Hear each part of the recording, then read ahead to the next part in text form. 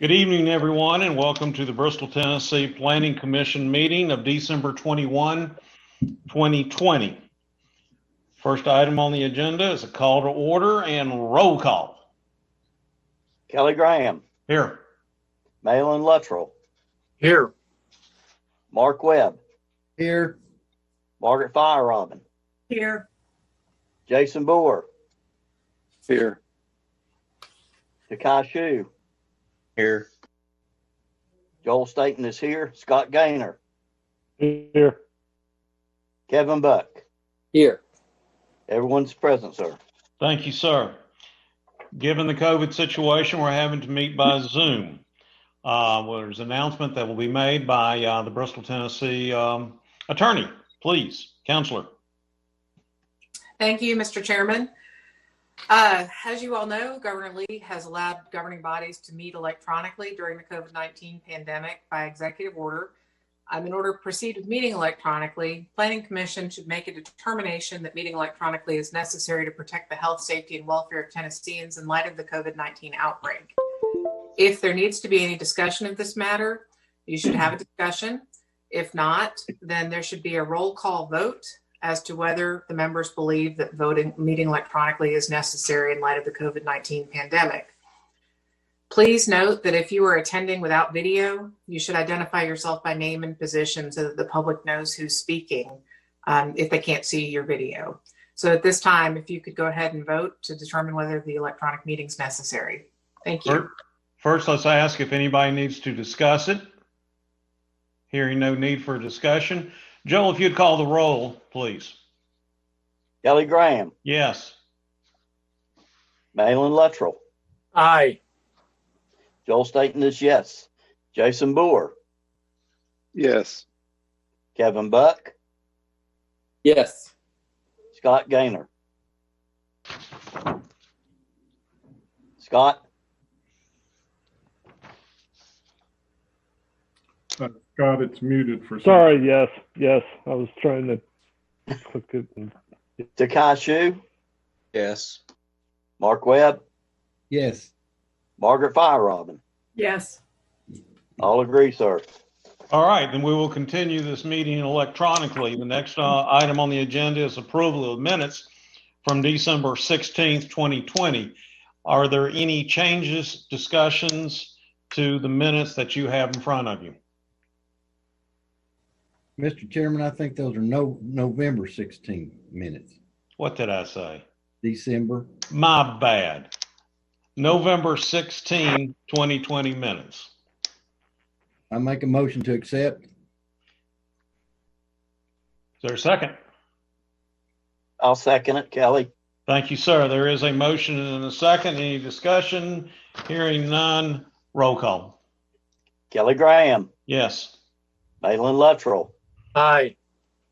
Joel Staten is yes. Jason Boer. Yes. Kevin Buck. Yes. Scott Gaynor. Yes. Takai Shu. Yes. Mark Webb. Yes. Margaret Fire-Robin. Yes. Thank you, sir.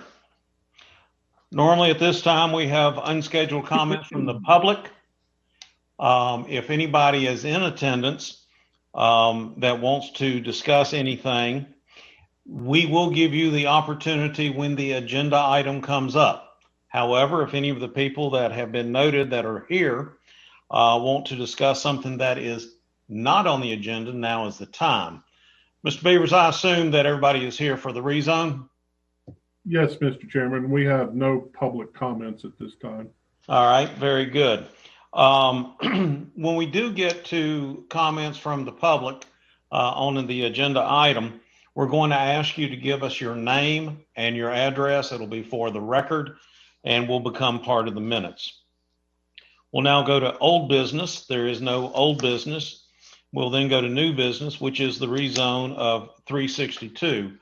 For the folks that are visiting with us, the way this will happen is staff will discuss this. We will then have discussions with staff. Then we will open the floor up for discussion from you guys. Who's got it? Yes, Mr. Chairman. Up first for consideration is the rezoning of 362 Bluffville Highway from R1A Low Density Single Family Residential Zone to R3 Multifamily Residential Zone. And with that, I'll let Sheriff Young give the presentation. Thank you, Mr. Beavers, and good evening, Planning Commissioners. As Mr. Beavers stated, this is a rezoning request tonight to the Planning Commission to rezone from the R1A district to the R3 district. The applicant is Mr. Mark Corcoran, and the owner is Mrs. Dorothy Bullock Schroth. The location here is 362 Bluffville Highway, and the parcel is approximately 4.8 acres in size. The existing land use currently is residential. There is a single family home on the parcel. On the next slide, we developed this to start including as we do these presentations that are shared on YouTube, that just kind of puts in perspective where we are in this rezoning process. So tonight is the first blue block you see. So that's Planning Commission meeting and then the Planning Commission recommendation. It will then go to City Council for a first reading on January 5th, to City Council for a public hearing and second reading on February the 2nd. And then if approved on February 2nd, the ordinance becomes effective 17 days after the second reading. So that would put it at February the 19th. So the blocks kind of put the date on when these things happen. And then the blocks at the bottom of the screen just kind of give a visual on how the public is engaged at each point in the process. So up until this date, we've placed a sign on the property, and then notification letters of this Planning Commission meeting tonight have been mailed to adjoining property owners. We'll mail letters again before the first meeting of the City Council, and then we'll mail letters again before the second meeting of the City Council. And we'll also be advertising the public hearing in the Bristol Herald Courier before that public hearing and second reading. So this is kind of lays out the process that this rezoning request will take through the approval channel. On the next slide, this is an overview of the area. The parcel that's subject to the rezoning request is highlighted in red. It's got some hatched lines in red. So it is a long parcel here on Bluffville Highway. The parcel is zoned R1A. So the area that you see in a faint yellow kind of color is all zoned R1A. So the neighborhood that is in behind on Neal is zoned R1A. If you note the pink color, those are indicating B3 parcels. So those are the parcels along Highway 126 as you head away from the parcel. As you head back into Bristol towards town, you'll pick up some more B3 zones. So those pink colors are the highway or general business B3 zone. And then there is some R3 in this area. So the request tonight is to R3. So there is some R3 in this area, but it is adjacent to the parcel, and you can see there are some existing multifamily projects on the areas that are zoned B3. Here are two photos of the site. So the top left photo is facing south towards the front of the subject property. You can see the public notification sign there at the edge of the road. You can see the single family home in behind there on the parcel. And then the photo on the lower right is facing south, but this is looking towards the rear of the property. So you can see that there has been some clearing that has been completed thus far. On the next slide, this is showing the surrounding existing zoning and then also existing land use. So of course, the present zoning on the subject parcels R1A, it's used as residential. To the north, you have R1A, it's Bluffville Highway residential. To the south, you have R3, which is currently vacant. To the east, you have B3 and R3. So you have some medical offices and some multifamily residential. And then to the west, you have R1A, and you have a residential land use, which is the Pinehurst subdivision. And just a note on this rezoning and the process, what would come next. So if this property is rezoned, the request is to an R3. We do not have a site plan or an actual submission in the office right now, but just keep in mind that if rezoned to R3, if something is constructed there, they would be required to install some buffering. So in the instance of a R3 multifamily project against an R1A single family zone, they would be required to install a buffer area type A option. So as they would go through the site plan process, staff would ensure that along the property lines, which would abut an R1A or a lesser zoning district, they would be required to install one of these three options. So these are on your screen just as a reference. Again, we don't have a site plan application or any actual application in the office, but this would be required at the point in time they would submit for a site plan. On the next slide, these are just the permitted uses in the R1A zone and the special use permitted items. So permitted uses in R1A, you can have cemeteries, general farming, public parks, private public utilities, single family dwellings, of course, municipal, county, state, and federal uses, libraries, and then the taking of boarders or tourists.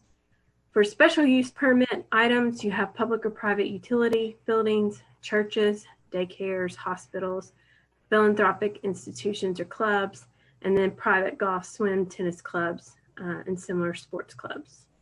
Once we go to the R3 zone, the permitted uses list expands just a little bit. You still have single family residential structures. You also have two family residential structures, multi-family residential structures, and then cemeteries, farming, public parks, public private utilities, and assisted living facilities. The special use permit list is the same as what is listed in the R1A zone. This map includes an excerpt of the city's future land use map. So if you look closely at the parcel outlined in red, you'll see that the bulk of the parcel is an orange color. Orange is high density residential. That's the high density residential classification. And then the top corner of the parcel is red, which matches with the commercial land use identity. Oh, somebody have a question? Oh, okay. So there are two classifications that come across this parcel.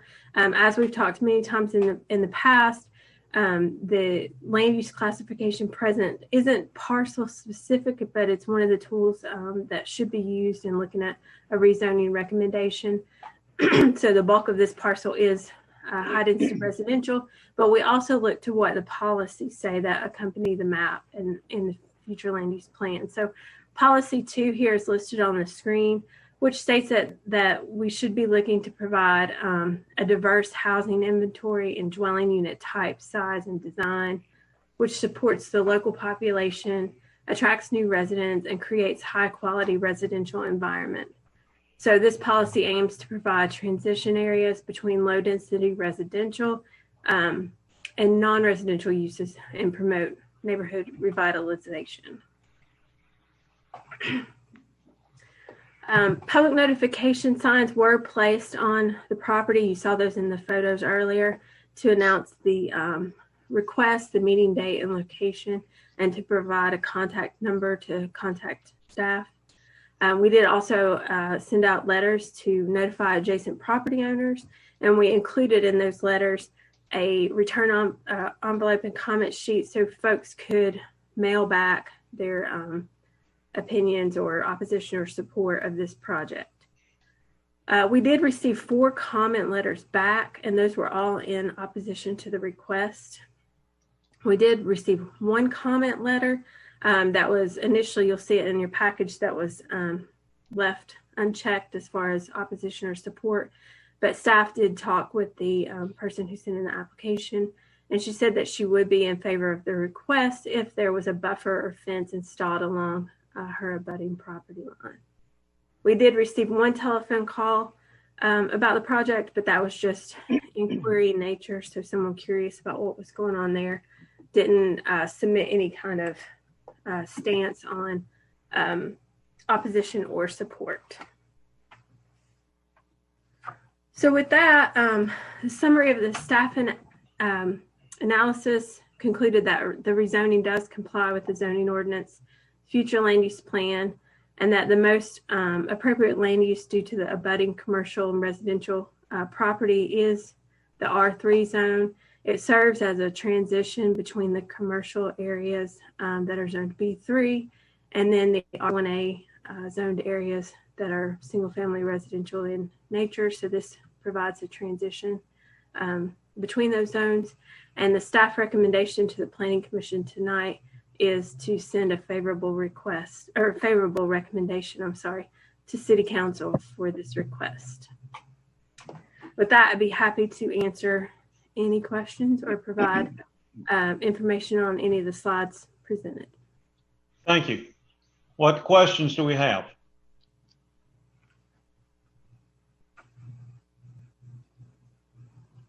With regard to the other adjoining property, if I look at the red lined grid you have, the lot that's at the top of it, or the parcel, what is that zoned currently? Is that all R3 in that area? Is it the parcel that is, Tim, do you have the pointer? Okay. There you go. Is No, that- on down a little bit. On there, right there. Is that part of the R3 as well? Yes, sir. Yes. That is currently zoned R3. All these parcels right here are zoned R3.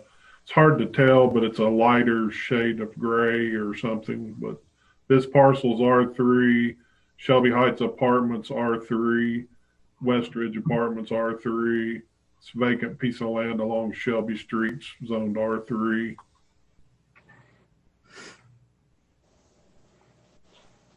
Okay, thank you. Other questions? What's the density allowed in an R3 and how many units could be built there? The R3 zone allows 13 units per acre. With the site at about 4 acres, pure math would be 62 units. That doesn't factor into all the site considerations that would, help or force somebody to back into the final number. But the raw number is 62 units.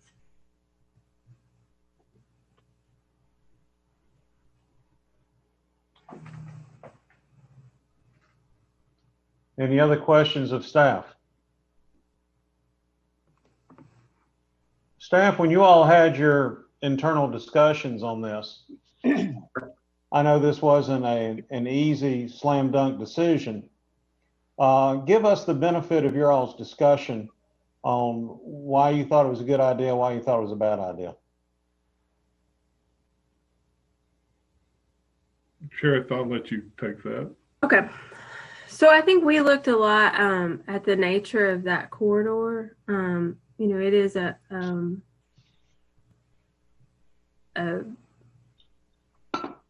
busier corridor with commercial uses on it. Adjacent to this site, going back towards town, of course, you have the surgery center. So you have a lot of commercial in nature impact there already. You also have quite a bit of R3 surrounding the backside and the surrounding area of that parcel. And then on the backside of the parcels, that front there on, I can't read it right now, I think it's Hilltop Road. So there is a great deal of R3 that's present in the area. So we feel that with more housing as a need in the community, and also the future land use map supports the rezoning request well with its designation in that area for some high density residential, that it was a recommendation that made sense in terms of both the character there and the future land use map. I also went back today just to check, as the commission probably remembers, the new future land use map was just recently adopted this past year. But I did go back and check the previous one, and it actually matches up with that one as well. So this area has been targeted for some higher density residential for some time now. Another thing, I mean, we did check and rechecked and made sure we had a good feel for what landscaping would be required or in place when a site plan did come through. So we did make sure that landscape buffering trigger will kick in should a site plan come through for this project in the future, and that would help to mitigate the project from the single family residences that are located already on Neal Drive.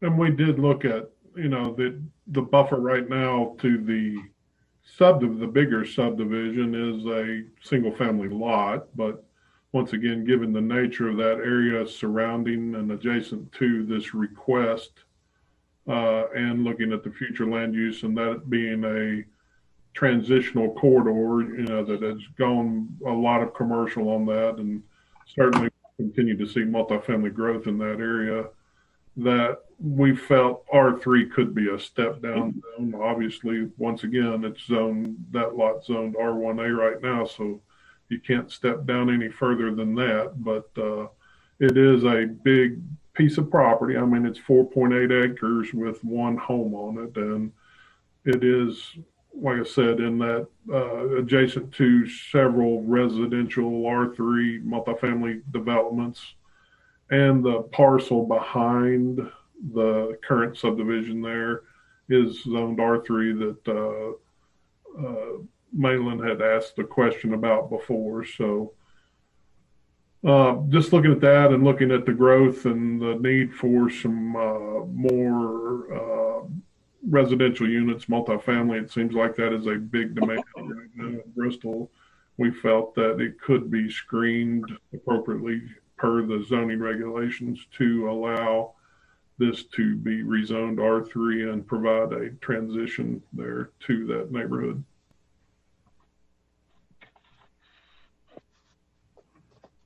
Any other questions? I think what we'll do is we will ask the developers to address us. Are they ready to come online? Yes, Shane, if you could please promote the two attendees there, that would be appropriate.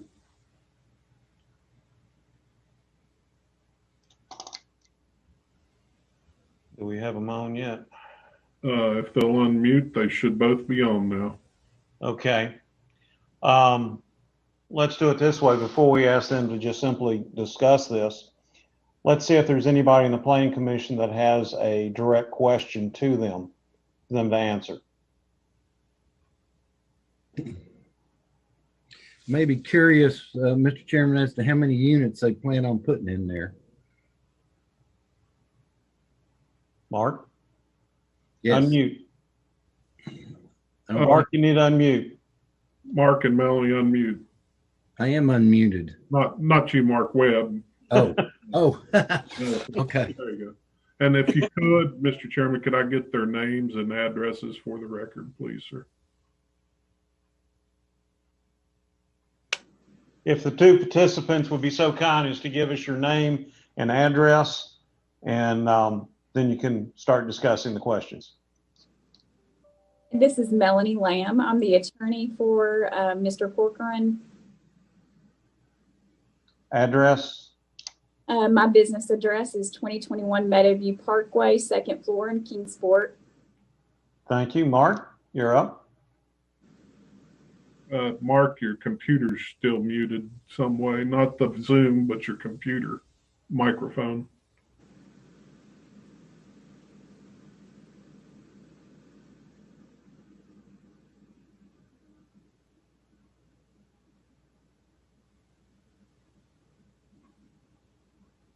he may be having technical difficulties, but I think I can answer your question. Difficulties, but I think I can answer your question. He's plugging in his headset. Okay.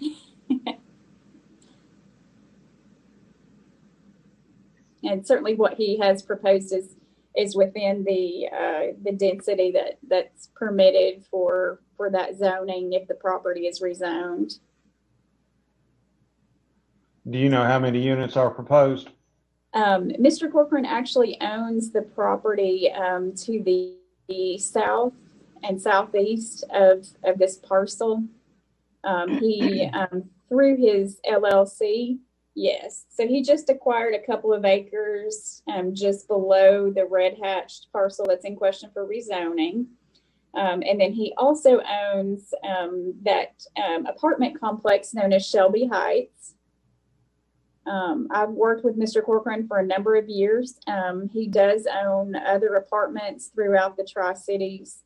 And he's one of those clients that, I feel would do a good job with developing this property in a conscientious manner, that he would create a high quality residential development for that parcel. His plan is to combine that development with his existing property, which I think would allow him to build approximately 100 units.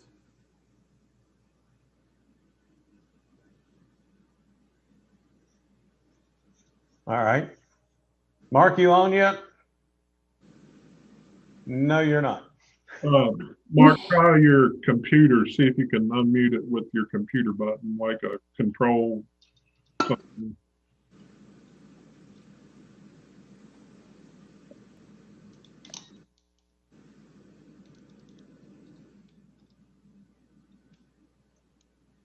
We should have done a test run of this. He was on a little bit. I know. All right. Ms. Lane, we're going to let you answer anything for your client there.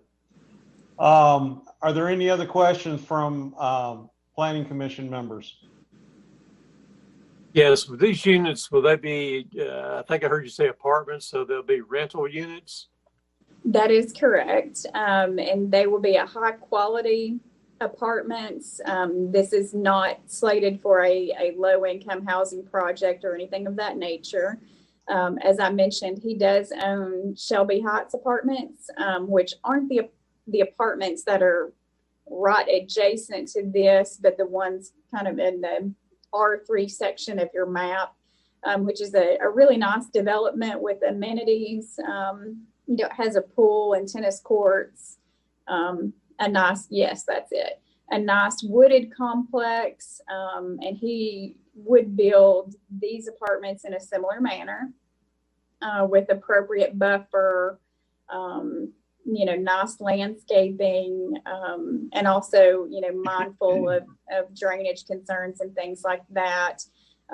Possibly adding a retention pond that would be aesthetically pleasing, and also, suitable for draining stormwater. Is the entrance going to be off what's called Bluntville Highway on here? That is correct. The entrance would be off Bluntville Highway. Will it have connectivity with the existing units at Shelby Heights? That is something he would like to do. Okay. So yeah, multiple access points are possible with this. Would the rental office be at Shelby Heights, or would it be a rental office on the new, it will be at Shelby Heights? Okay. I believe, yes. These units will be ranging in how many bedrooms per? 1, 2, 3 bedroom units, or a combination? I do not have that information, but my guess it would be a combination. Mark is answering by hand signals, 1, 2, and 3 bedrooms. Mr. Corcoran is actually trying to call me on my cell phone. Would you mind if I put him on speakerphone? Go ahead. Hi, Mark. Can you hear me? I have you on speaker so everyone can hear you. Folks, I am so sorry. I've been trying to get this to work, and apparently I'm not very good at it. We should have done a trial run. Uh, The intent here is to create 1, 2, and 3 bedroom units. How many of each would depend on what fits appropriately. The idea is also to create a road that would go from the Bluntville Highway to Shelby Heights. One of the great challenges we have right now is many people don't like the way that you get to Shelby Heights because you have to go through a less attractive area. This would provide a direct access to the Bluntville Highway, and it would be safe when there's snow or ice because you wouldn't have to go up a very large hill. How many units do you currently have at Shelby Heights? 100. So you're looking at 100 units and 162. That's the number I heard, potentially using the access point on the Bluntville Highway? Potentially, yes. Now, not all of the people would go through the Bluntville Highway. Some people prefer to go out to Bristol the current way that they do. It depends on where they're going or where they're coming from.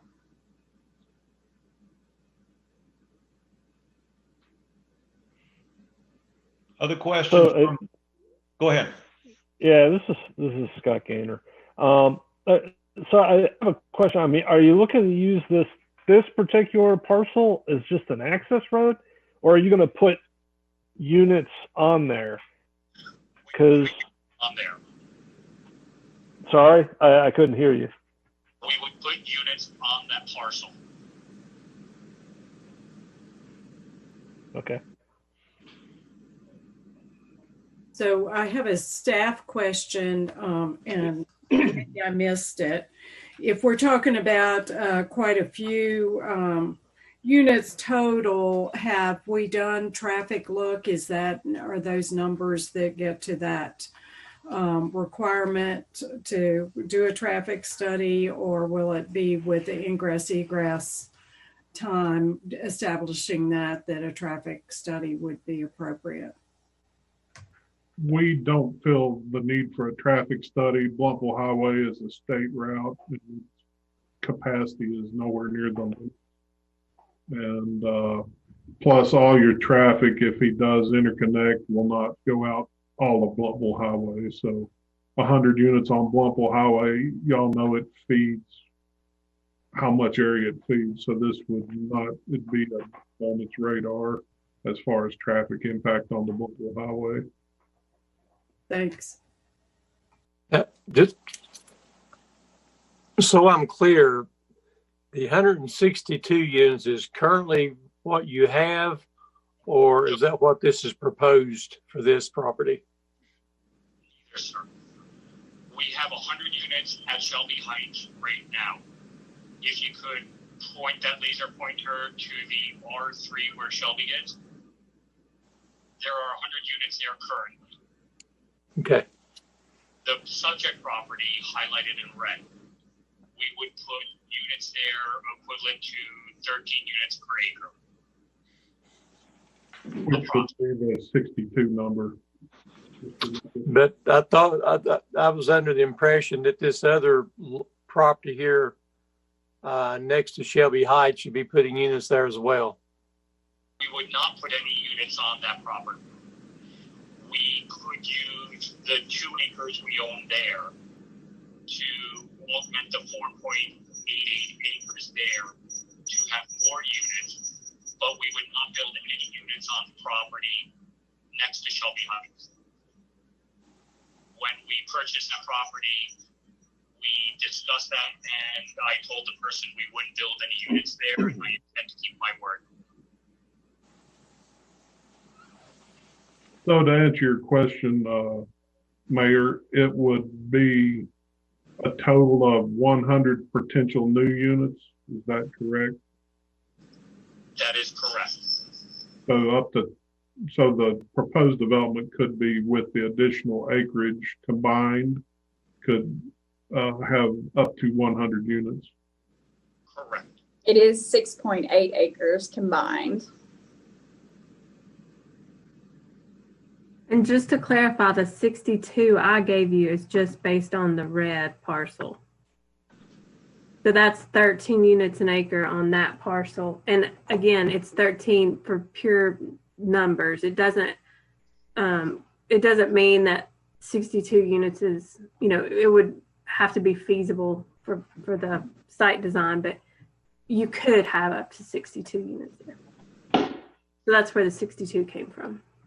So what we're saying is this piece below the red hatch, that piece right there, it would be used to increase the total number of units that you could build, even though you're not building on it. That is correct. The plan is to combine the a little over 2 acres below this with the subject tract. The parcel, as you see it on the map, has been subdivided. That just hasn't made its way to the state yet. So there is a parcel that has been cut off of this property here. Okay, the parcel, Tim, that's looking straight at the map, the parcel to the right along Blumpville Highway, there's a lot in that right there. Is that part of this development? Or No. potential development? No, sir. That's a vacant piece of property currently for sale. Okay. I believe that's a B3 zoned property, if my memory is correct. Yes, it is zone B3, correct. Okay. So these multifamily apartments would be a nice buffer between the business zone properties and the R1A subdivision.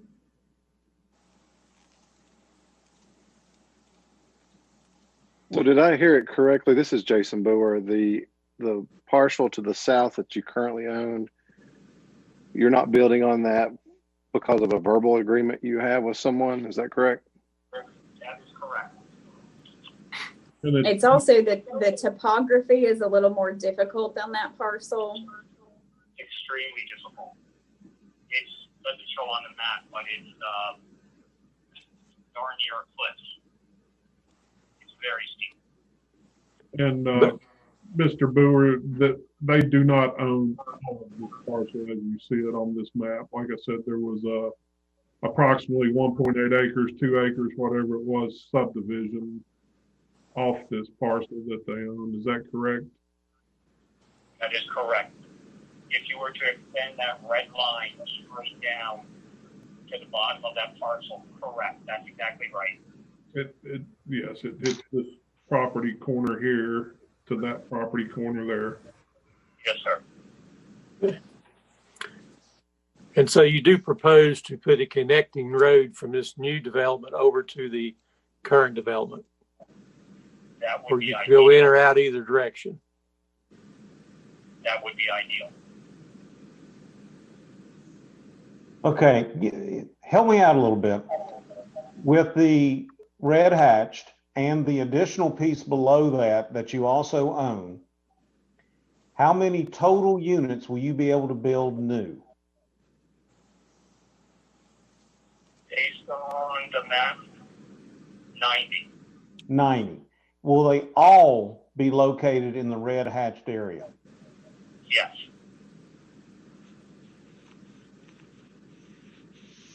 And the footprint of the current unit at Shelby Heights is the same footprint we would use for the red hatched area. Which is a 2-story building with apartments both top and bottom. Correct.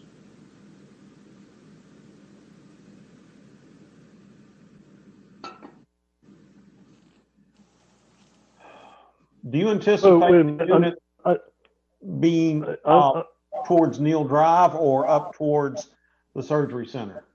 Or are they going to be weaved in and out? I don't know yet. It depends on what the site engineer comes up with and what the cost of it would be. The reason we didn't purchase the property yet is because we wanted to see if it was even feasible to build on it before buying the property. next step would just be to see what could be built on it and what it would cost, because the topography is a little challenging.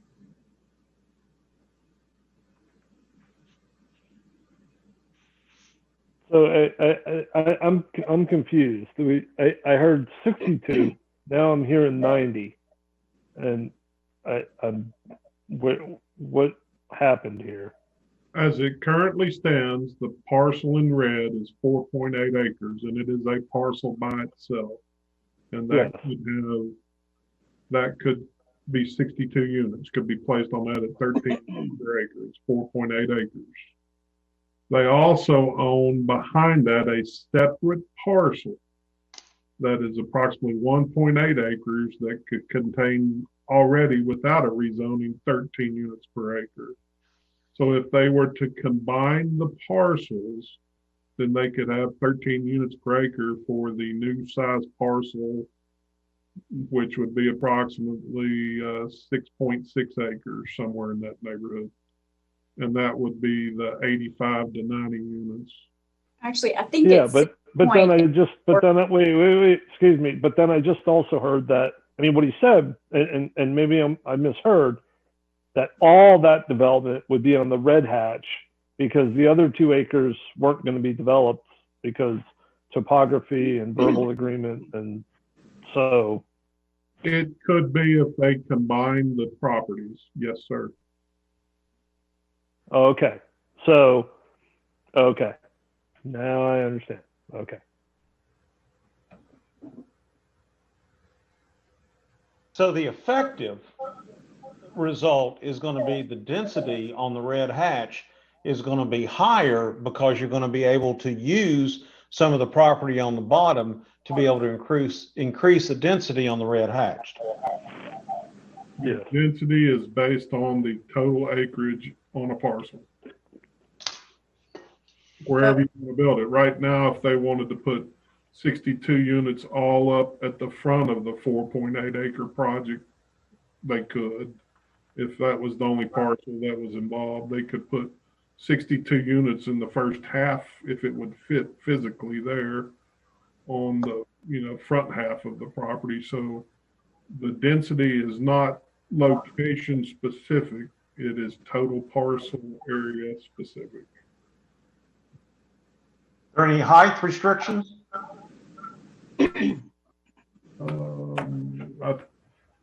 Yes, sir, there are, and I can look that up real quick. Let me rephrase the question. Can they go to 3 stories? Yes. Yes. Mm-hmm.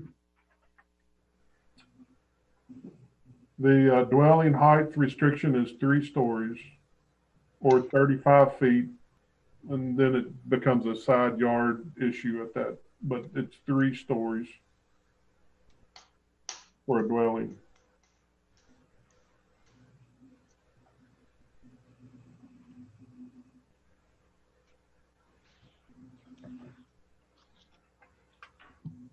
Crew, what kind of questions you got? Mr. Corcoran, what is your proposed timeline, assuming this passes? What are you looking at? If this passes, we would probably not be able to break ground until 9 months.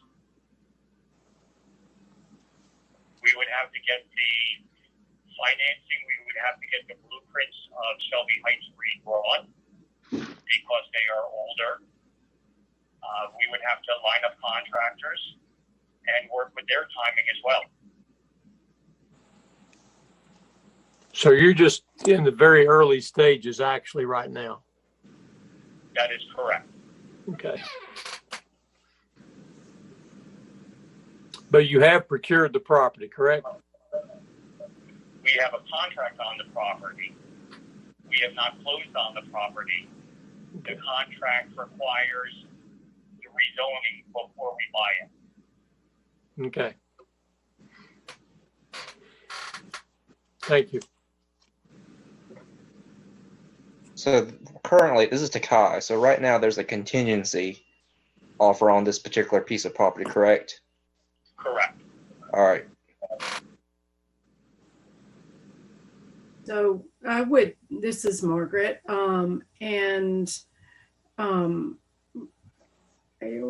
some of our questions are more appropriate for a special use permit than for rezoning.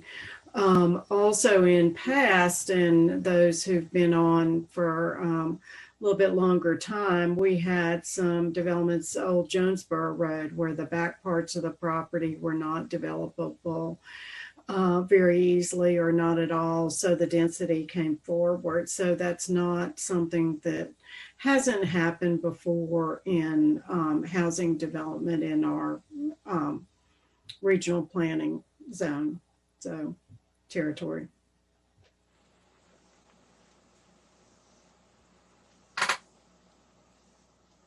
If there are any more questions of the developers, let's get them. Otherwise, we will bring the neighbors in. Any other questions of the developers? Tim, can we have the neighbors to come in and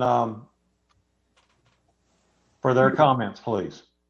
Yes, Mr. Chairman, I'll ask Ross Peters to bring the first public comment person back to the computer, and that way they can get on. Are they coming back one at a time? Yes, sir. Okay. Well, maybe the husband and wife might come together.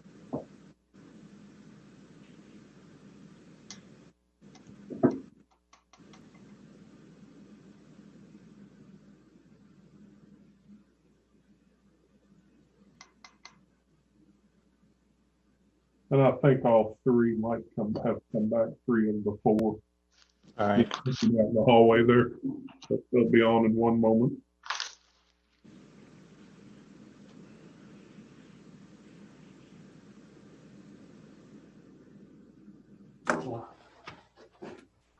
Say your name and ceremony. Bring your chair over. I'll stand back so you don't have it. Okay. All right. Who's going to speak first? I'm Nancy Madigan. How are you? Fine. Nancy, if you would, please give us your home address. It's 113 Neil Drive. And does your property back up to this? It does abut the red, yes. All right. Your comment, please. So, we just moved into this house 2 years ago and loved it because the woods was there and we had nobody behind us. And I have an awful feeling that it's going to devalue my property. Number one, with all the extra traffic, it's making it more like a downtown than it would be residential. And a lot of noise. And we wanted to be close to downtown, but we did not want to live in downtown because of traffic. So this was the perfect area. It's a dead end. It had woods behind our property. And now if he builds 30 more units than he should build on this piece of property, it's going to be, the levels of noise and traffic is going to double or triple from what we deal with now, which is hardly any. Because that line right there cuts us off from all of the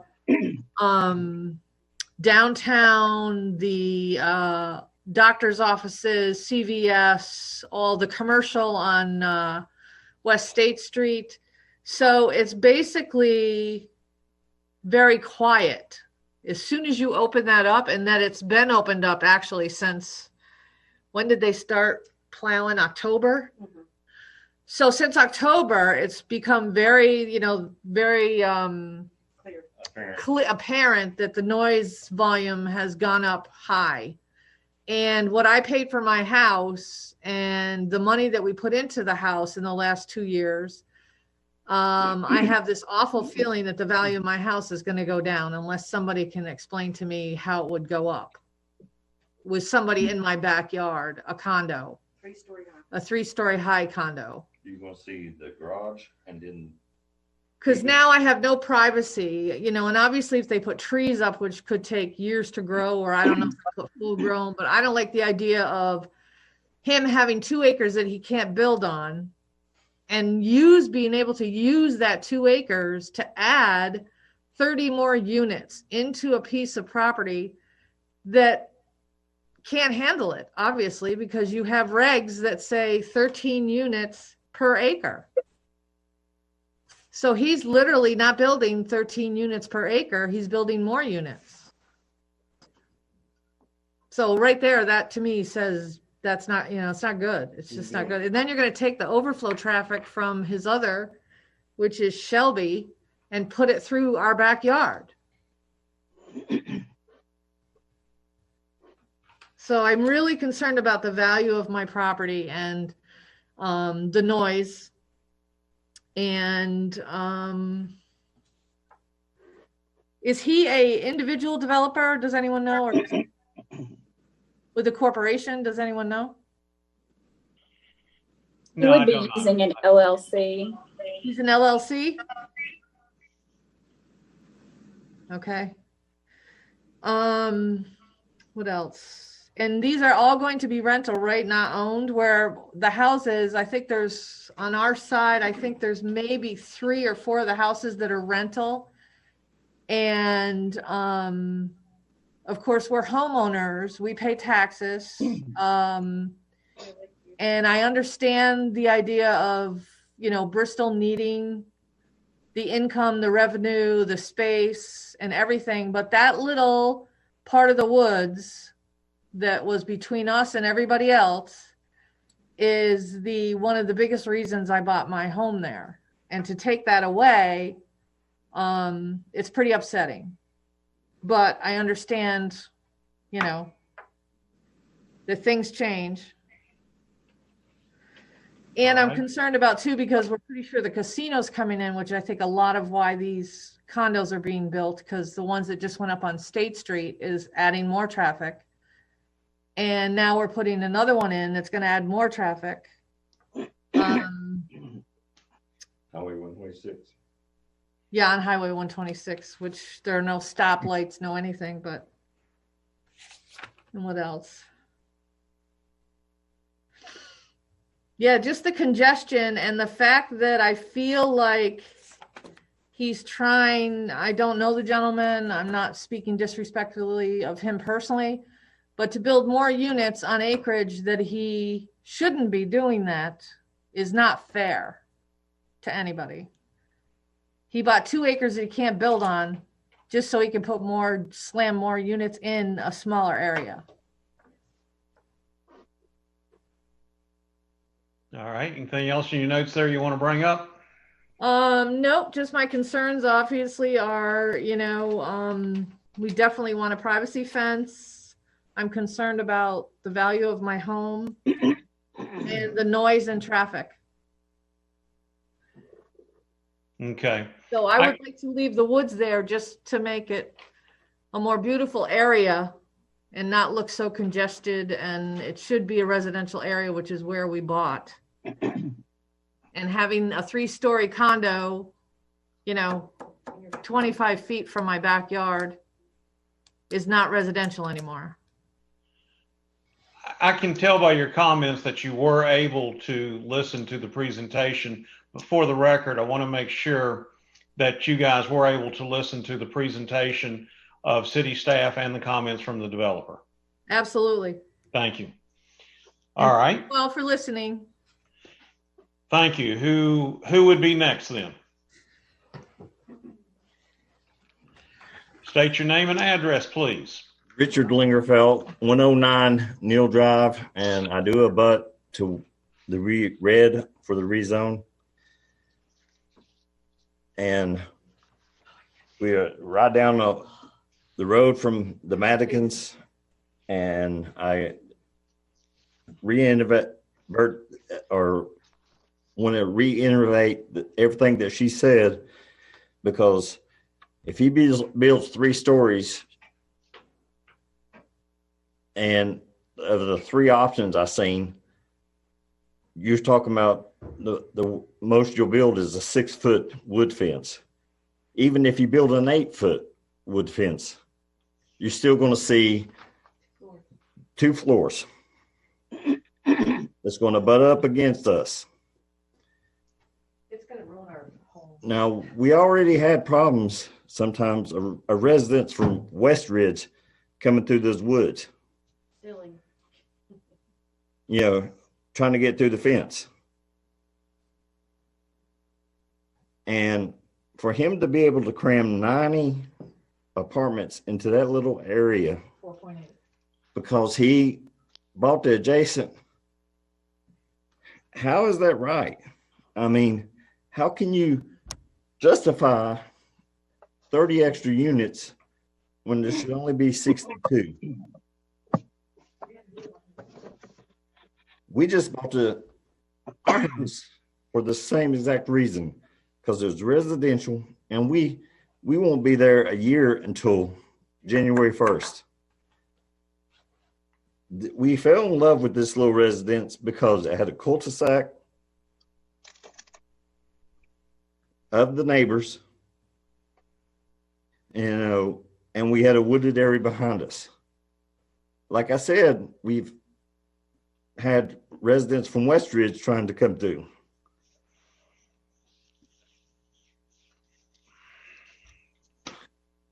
You know, I don't understand why he can't buy the rest of right beside Shelby Heights on either side and build apartments there. All right. I mean, rezone those areas. Anything else you want to say to the Planning Commission? Does the Planning Commission have any questions? All right. We very much appreciate your input. I thank you for your time. All right. Who else do we have?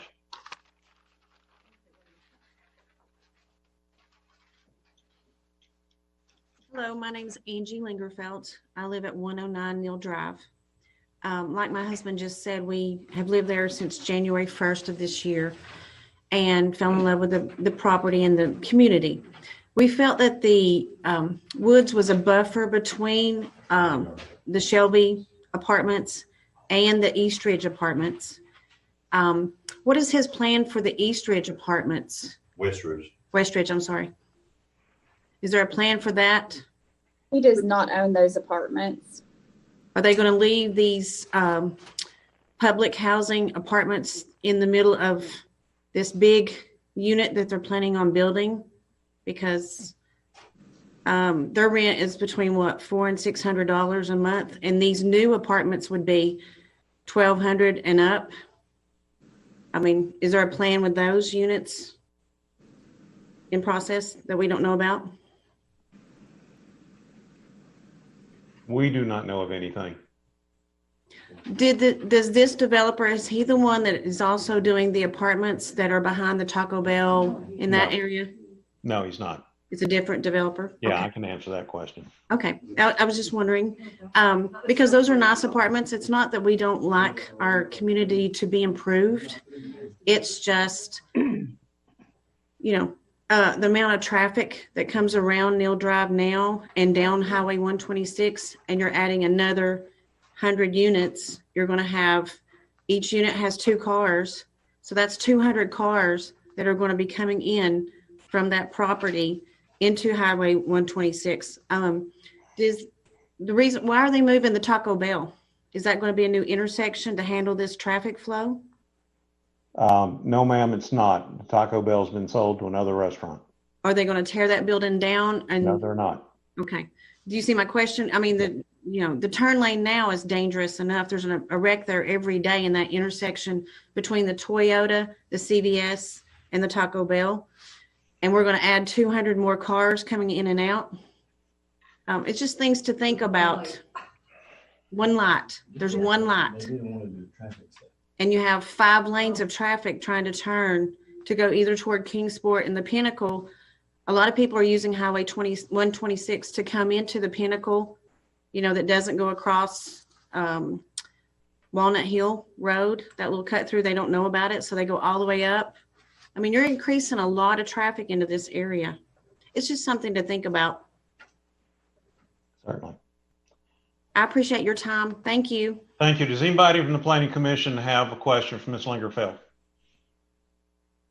Ms. Lingerfeld, we appreciate you very much. Thank you. Is there somebody else from the public? No, that's all. No, I just have one more question. I'm sorry. This is Okay. Nancy Madigan. Just one more quick question. Yes, Who ma'am. decides on whether to do a traffic search study? Who decides that? Because the gentleman, Tim Beavers, I believe, Yes. when he was asked that question, he just said that because it's a country or state highway, whatever, 126, that there's no need for it. Well, you're in a very congested area compared to a country area as you go farther towards Blunt City. Is it Blunt or Bluff? Bluntville. It's very country and resident, a lot less residential out there. Where we are, it's very congested. So who decides whether to do the traffic thing or not? Who makes that decision? Tim, I'll let you answer that, please. That would be when a site plan is submitted, we would look at the traffic flow at that time and the entrance. But you said you weren't going to do that because you said there was no need. That's correct. That road is. Yeah, but who decides that? You yourself? Staff. That there's no need? Staff.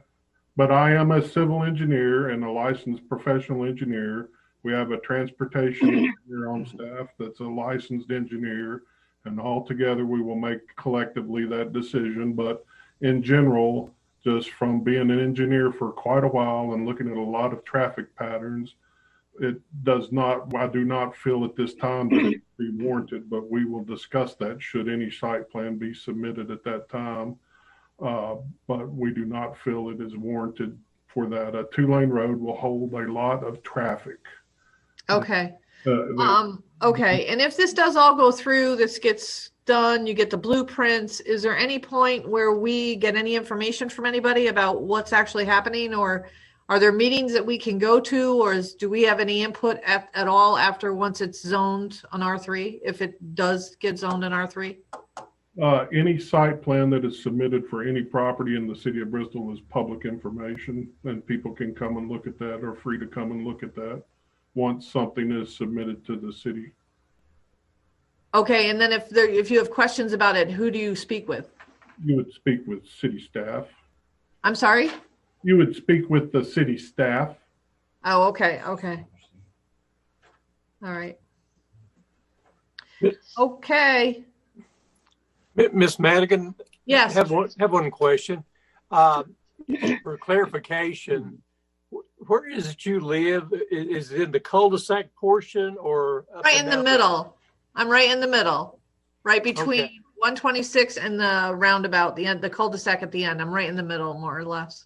Okay, just clarification. I couldn't. No, that's fine. Missed it. That's fine. Yeah, we've only been there 2 years, so it's kind of, we're sad.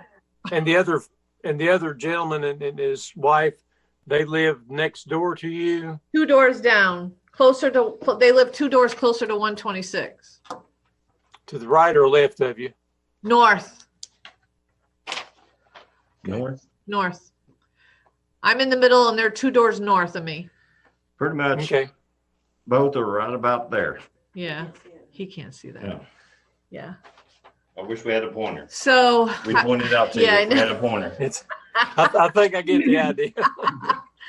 And you did send letters to the owners of all the other properties? And it's only on one side, right? On the side that abuts the red? That's correct. It's the parcels that abut the what's outlined in red. And that's the only people that needed to be, because, it's going to affect the view of the people across the street also. But I was just wondering if you only have to advise us, correct? Our practice is to notify those that share the property line with the. Okay. parcel. All right. Okay. So that would be Super. inside us. All right. Thank you, guys. Before Thank you you. leave, Yes. It was kind of discussed at the front of the discussion about the timeline. There's a little something that we do every time that we do a rezone. Dr. Webb will explain that aspect of it. Yes, Planning Commission does not rezone. The City Council will have the final say in the rezoning. Planning Commission will only make recommendations to the City Council. So our recommendation will either be a favorable recommendation or an unfavorable recommendation. But the City Council will have the final say on the rezoning. I'm just jotting this down, Mark. Hold on one second. Said City Council makes final decision. Now, does the City Council see the minutes from this meeting? Absolutely. Okay. They will get the benefit of the discussion that we go through tonight. They will get the benefit of your all's letters that have been submitted. Okay. Now, I know the meeting in January is not really a public meeting, but the one in February, will we be told whether it's been changed or not in the February meeting? Because I plan on coming in February. Is that when it's going to be decided, correct? Should the governor extend the electronic meeting order to February, that is an option that City Council may take. We do not know at this time. The option for having electronic meetings expires at the end of this month, and until the governor does or doesn't issue an executive order extending that, we will not know. But we will make sure that the public and everybody is aware of how to attend the meeting, be it electronically or in person. Yes, that wasn't my question. Was the decision on whether it's going to be rezoned is going to happen on that February meeting? Yes or no? That the City Council at their January meeting will either approve or disapprove. That's one of two options there. They could do other, but if they choose not to approve it on first reading, then it does not go to second reading in February. So only if they approve the rezoning, pass it on first reading, then it will go to a public hearing and second reading in February.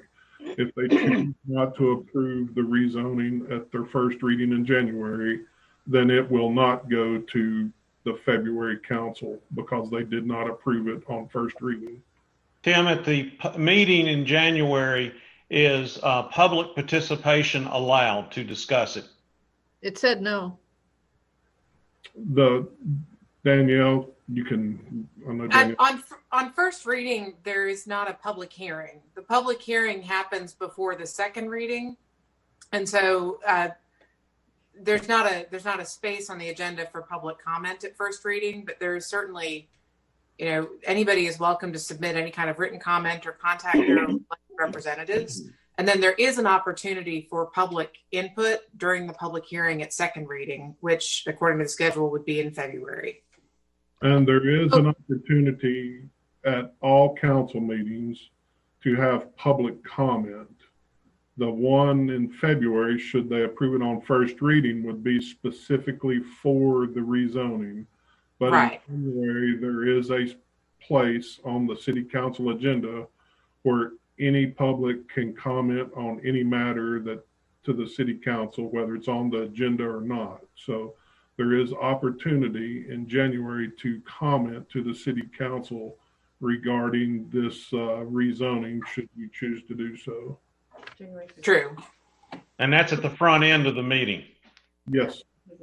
Okay, so if we attend in January, we can comment, and then the decision is made to either approve or disapprove in the January meeting. If it's approved, it goes to a second reading in February.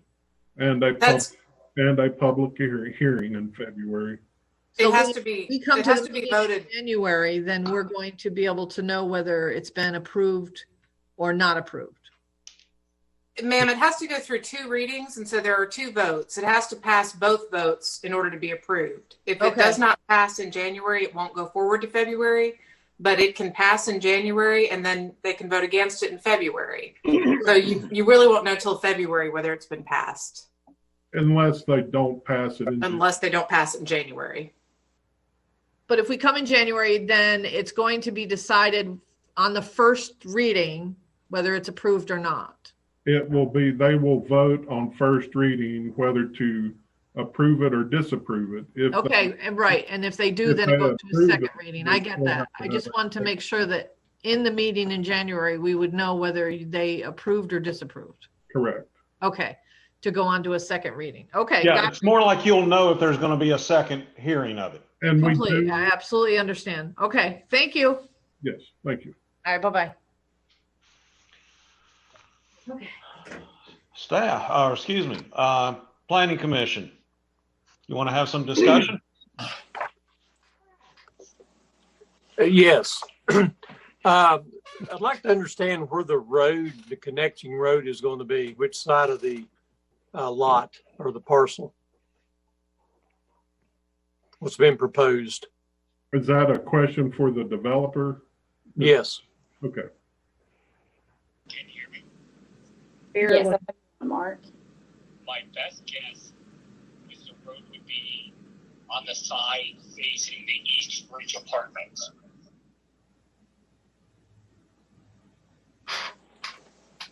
If I understood correctly, you're saying the road would be on the northeast side of the property. That's correct. And the apartments would be on the western portion. The southwest side of the property. Yes. And Butting the other property owners. That's correct. That's correct. Could that road be put on the other side there?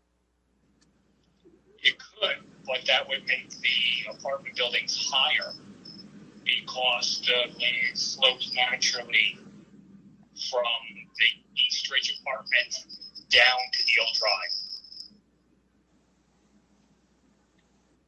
And may I remind all planning commission members that until the city receives a site plan, should this be rezoned, then, you know, we don't know that until we. Sure. I'm not saying we're not taking what you're telling us, Mark and Melanie is correct, but until we receive a site plan to look at for approval, we cannot say that as staff, that will be where it is. And also let's point out, because this is not a special use permit, once it's beyond us, we have no input. We, the Planning Commission, have no input on the site plan. Correct. Mr. Chairman, may I ask a question? Absolutely. I'm a little concerned about the density going in there when you combine the unusable land with the usable land. Is there any control over the density at all? If we rezone this? The density is 13 units per acre. Okay. And based on the size of the tract of land. And people can combine as long as they meet the subdivision regulations. They can combine and subdivide land legally. Okay. So, question, is that regulation pretty common regulation, how that reads, that it without any other specifications or whatever? So is this what we see in Kingsport or Johnson City, or do y'all know? I'm saying yes. Yes. I mean, density is based on the size of the parcel being developed. And that can be, if people combine property, it can be bigger than the parent tract that, like you're rezoning. The tract you are rezoning is a certain size, 4.8 acres right now, are considering for rezoning. So if the developer, if they wanted to combine it with any property that was contiguous to that tract that's under consideration, there is no law that says you can't. And if they are combined, then at that time, the density is 13 units per acre of the total of the combined parcels. Tim, This is Jason Boer. I would just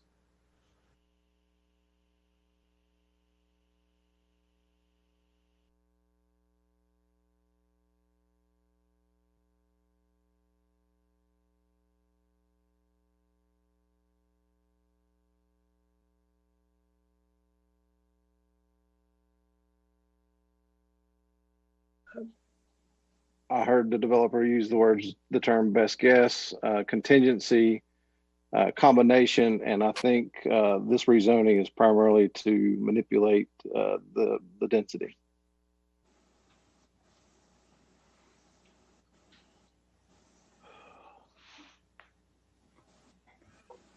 Tim, this is Takad. Is there any is there heavy foliage still on that property line, or has that all been cleared out? I think there is some logging or clearing operations on the property currently. I think Chairman Graham can answer better. He was out there today. I visited the site today. It's basically been cleared. And that is not the developer that has done that. It's being legal. logged by the current property owner. And it's legal to do that. They could be logging it for. Absolutely. They could, but there's nothing illegal to clear the property. Tim, I've got a couple of questions about this. In the process of saying, yes, we're going to rezone this, can we put any conditions on it as far as buffering or density on that particular piece of property, excluding the additional acreage which is being used to up the density? I will let Ms. Smith answer that. Chairman, I think there are two separate questions there. The conditions, the buffering conditions probably are going to be more palatable. Tim and I talked about that a little bit earlier today, and that is part of the prerogative, I believe, of the legislative body when they're deciding whether or not to rezone. The density is going to be harder, if only because, density is not exactly a defined term in our zoning ordinance, but it is a term that we use throughout the zoning ordinance, and we have always used it in a particular way. And so I don't know how comfortable I would be with recommending a change to that term without actually amending the zoning ordinance to encompass that change. But I think the buffering conditions probably could be, but again, I'd caution that the buffering not be such that you reduce the usable portion of the land to nothing or something. So that you have to be cognizant of the fact that this is an oddly shaped strip of land, and too much buffering could just basically render the property unusable. And I think that would also get the Planning Commission and the City Council into trouble. In general, if you put, as Danielle had in her PowerPoint training, that if you say you approve a rezoning to R3, but you put such restriction on buffering there that R3 developments are rendered useless, then you should have rezoned it to R3 to begin with. Would be my take on that. I think that's a valid way of putting it. It's if this is not suitable for R3, then it's not suitable for R3. If it is suitable for R3, then it's suitable for R3. And if you can put conditions in there that are that don't render the property useless, then you may be able to get to R3. One of the many arguments I've lost in the past is, say you had a piece of property with 2 acres of usable land, but it had 25 acres of land behind it that went straight up the hill and couldn't be used.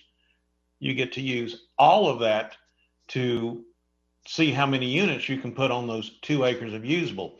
I think that's defeating the purpose of the stated density. Just that's what Jason was going after, and I agree with him.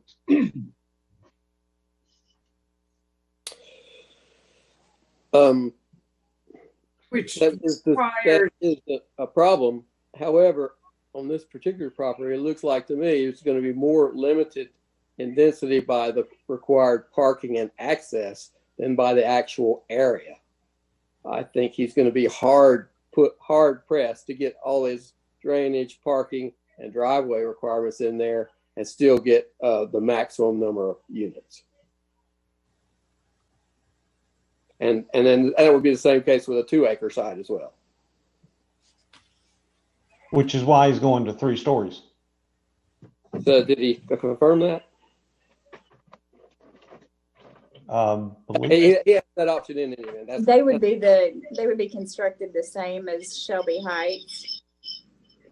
In any event, that's not a question for us, but that is a possibility.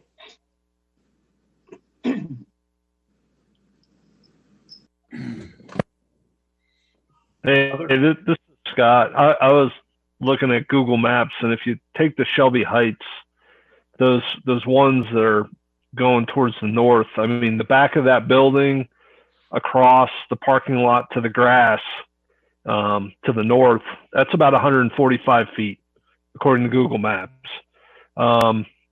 This parcel's 185, so that gives you 40 feet. You need 30 feet of setback.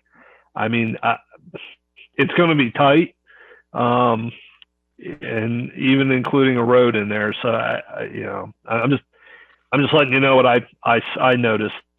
So do what you will with that.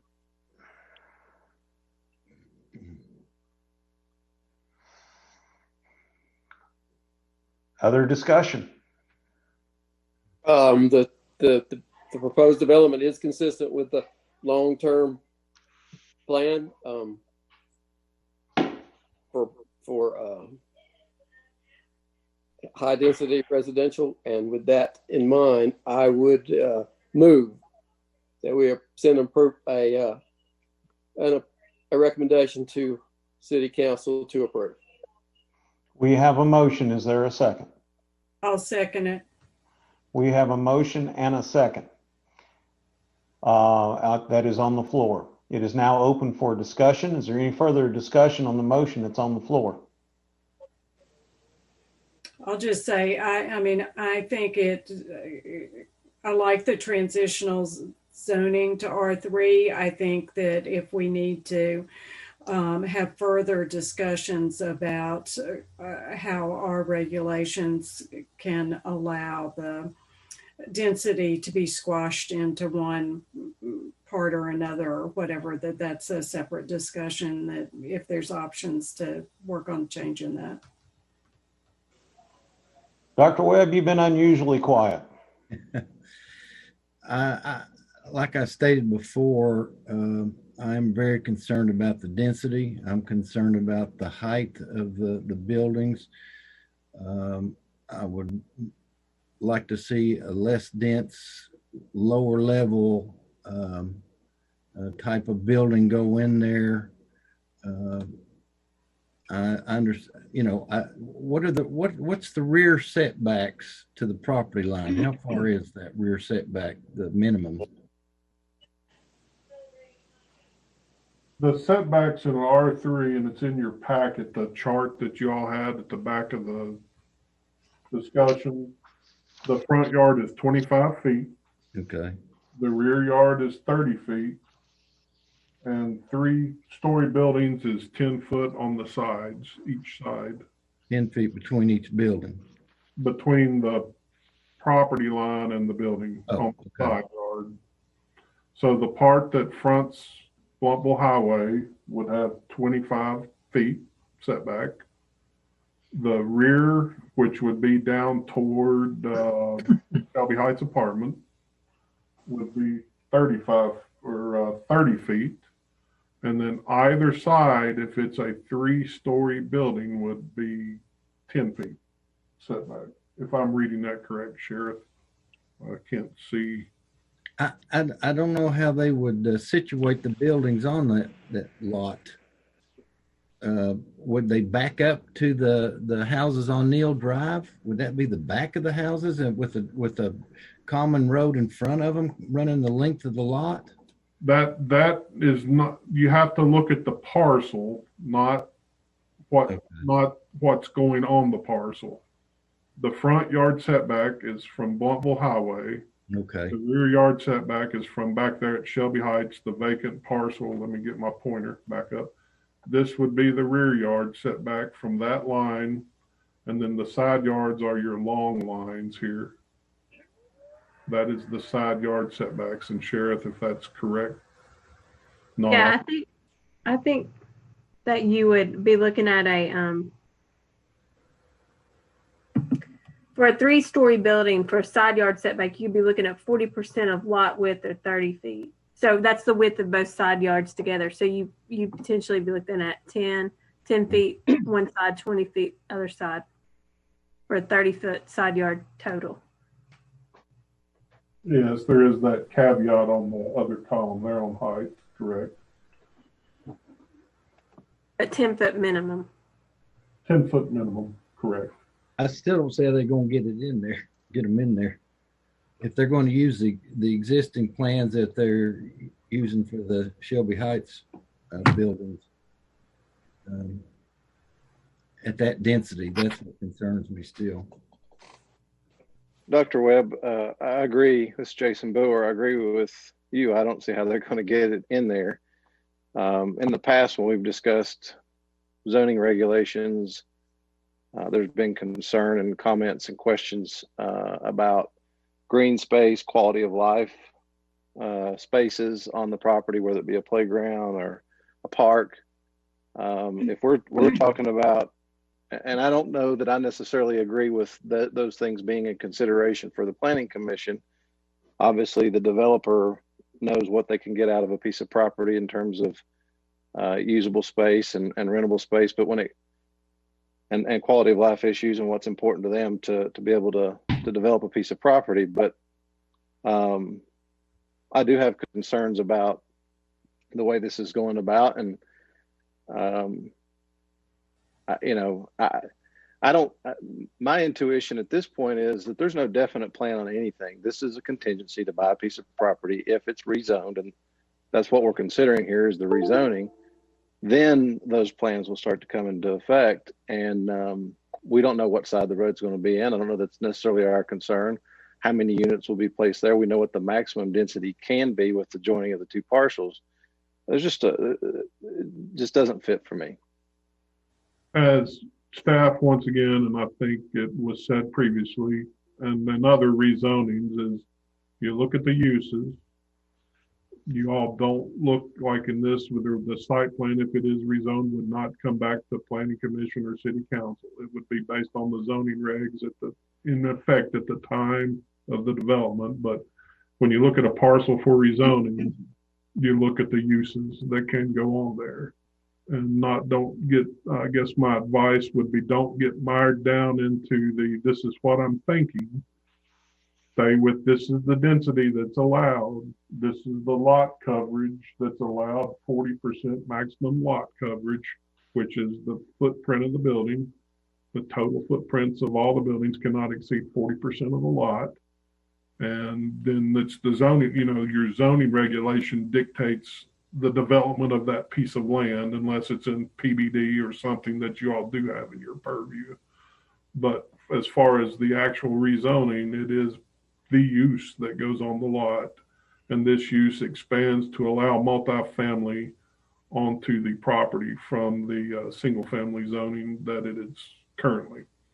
So I mean, that's my sage advice to all of y'all, is sometimes you can get bogged down in the detail that's really, other than somebody telling you that's what they're going to do, all they have to do is follow the zoning regulations. So very well put, Mr. Boer.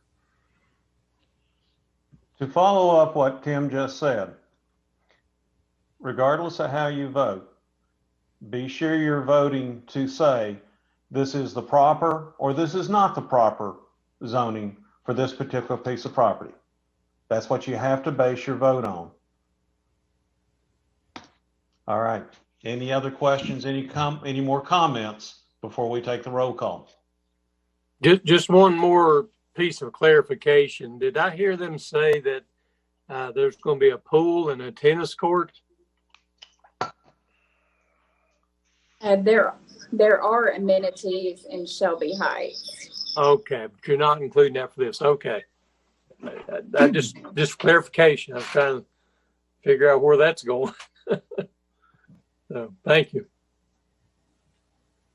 Hey, this is Scott. I had some comments. Sorry, my audio and Zoom just died here. Can you all hear me? Yes, sir. Okay. I'll give you my thoughts on this, and then we can go to the roll call. It's an awfully small piece of property for a high density or multifamily. I believe. I think it's a little disingenuous to say, well, we're going to add two acres that we got, but we've got a handshake deal that we're not going to build on that 2 acres. I mean that doesn't sit well with me in general, but I just think that this is it's a small piece of property abutting residential 1A, and it just doesn't fit. Makes sense that you have 3 or 4 lots per acre on one piece of property, and then the next one you're going to pack in 60 or 90 units. I can't vote for this. So. All right. Are there any other comments? Seeing none, there's a motion on the floor to send a favorable recommendation to City Council to rezone this property from an R1A to an R3. Does everybody understand the motion? Roll call. Kelly Graham. No. Malin Luttrell. No. Joel Staten is a no. Jason Boer. No. Kevin Buck. Yes. Scott Gaynor. No. Takai Shu. No. Mark Webb. No. Margaret Firerobin. Yes. Okay. Planning Commission is going to send an unfavorable recommendation to City Council. City Council is their own entity. They will go with it or they won't go with it, but they will listen to what the Planning Commission had to say. And we'd like to thank everybody for showing up tonight. I guess we're ready to move on to the next thing on the agenda, which is special use permits. Yes, Mr. Chairman, up for your all's consideration of recommendation to City Council is a text amendment for special use permits, and the main thing being a sunset on the permits where currently there is no sunset on a permit. It's forever with the piece of property. With that, I'll let Sheriff Young give the presentation.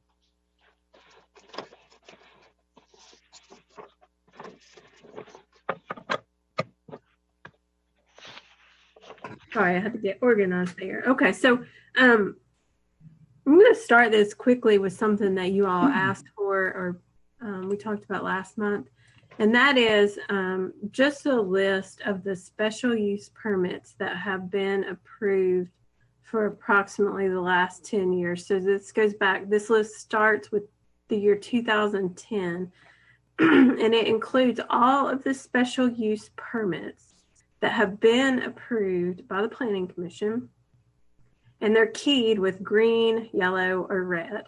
So as you look at this list, the permits on here that have been constructed or are moving towards construction are coded in green. The ones that are open, no construction though, so they're just open, are coded in yellow. So those are the ones that have been approved, of course, most recently. But you can look back, there's one from 2013, one from 14, and then there's 1, 2, 3 from 18 that have not come to life yet.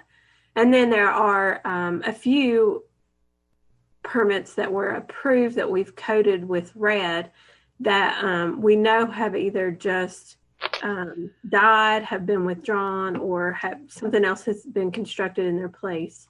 So we know that those are no longer realistic special use permits. So this is just gives you the breakdown of kind of what's still on the books as we started this conversation, of course, with the direction from the Planning Commission to consider some sort of expiration language for special use permits. So this is something the Planning Commission that we talked about a little bit last time, and I told you that we had done this research at some point and that I'd bring it back and show you. So here's what we had put together several months ago when we started this process. Does anybody have any questions about that? So just for your knowledge as we continue to work through this. Okay, so you all have in your packet a copy, a red line copy and a clean copy of this proposed ordinance. And all I'm going to do tonight is talk through the points, the matters that you all had concerns with during the last Planning Commission meeting. And so I'm going to touch briefly on this number 2. So everything highlighted in yellow is something new for your consideration. This ordinance has been worked on a lot, heavily edited, so it's got a lot of red lines on it. But if it's just a red line, it's something that you saw last meeting. If it's something that's highlighted in yellow, it's something new that we'll look at tonight. So I'll just briefly talk about this number 2, and then we'll go to the next slide, which talks about the definition of substantial and some of that conversation we had last month. And we can kind of talk about how this ties together. But number 2 is amended a bit. We talked during the last commission meeting about how the Planning Commission is used to getting a special use site plan or something that provides some parameters of what the use is going to be and how it's going to be laid out when they review a special use permit application. And that's been the case, as far as I can tell, for a long time. All the applications I pulled out and looked at from way before when I came to work for the city, they always include some sort of special use site plan that gives the building layout, general site parameters, so you all can make decisions based on that criteria that you're given to make decisions on. So what we had listed before, this just really matches it up with what is required with a site plan application. So if a project is approved for a special use permit, what you've been used to seeing is a varying degree of complete site plans. So you've gotten things that are, kind of on a napkin. You've gotten much more information than you needed on a very professional document. You've gotten a little bit of everything in between in the past. So what we did was we went back and looked at this list of what's required in the site plan application and just mimicked it or replicated it here. So the thought is that if a person went through the special use permit, they would essentially have the groundwork laid for their site plan approval. Now, if it's a very minor, very simple project, they may already have all the work they need to do done. If it's something that's truly new construction, yes, they would probably have to do some additional engineering work to have a full set of plans. But this would help get them on their way with the site plan application and not cause a duplication of work once they got to the site plan step. So that's the pro of this section. The con, and just to kind of let y'all know what this adds, is this does, as it's kind of before you for discussion tonight, it does replicate the site plan application language. So it's going to say, you got to show all this stuff, and then the last sentence says, the special use site plan shall be drawn to scale, and it shall be prepared and contain the signed seal of the appropriate licensed professional registered in the state of Tennessee. So a professional is not going to stamp a napkin or a general sketch. It's going to require some additional work and investment by the applicant to provide a plan for the Planning Commission to review. And the reason staff chose to put this language in there, last time we talked about the word substantial and when things come back to Planning Commission, if there is a change on, say, the special use, the concept plan that y'all have previously viewed, some of them, And we felt that, if the best from a staff's perspective, this is the language that appears in our minor site plan section of the zoning ordinance. This isn't a major site plan, but this would give a professionally drawn special use permit plan that if they change something on there, the building location, the parking layout, the dumpster location, things like that, then it would have to come back to Planning Commission for their blessing on that special use permit.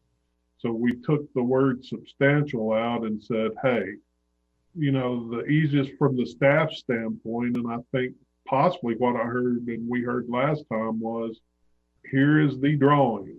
Here is the drawing, and it has been prepared, and they have put thought into special use permit request. And that if something changes on that drawing, then it will come back to Planning Commission, and there's not anything left up for interpretation from staff from that perspective. So by drawing this, they've thought about the grading, they've thought about access better, they've thought about parking arrangements, building alignment, so that you truly are, when you're considering a special use permit, getting the picture of this development from when you are taking it under consideration, and not some things, you saw a very detailed and actually was the site plan for the one on King College Road with the sports center. And then we saw one on Feathers Chapel Road that wasn't much detail on it for the multifamily that I know when it gets to a site plan standpoint, it won't look like what you saw. It may be similar, but it won't be as it was shown on that concept plan. So that is why staff recommended this format here.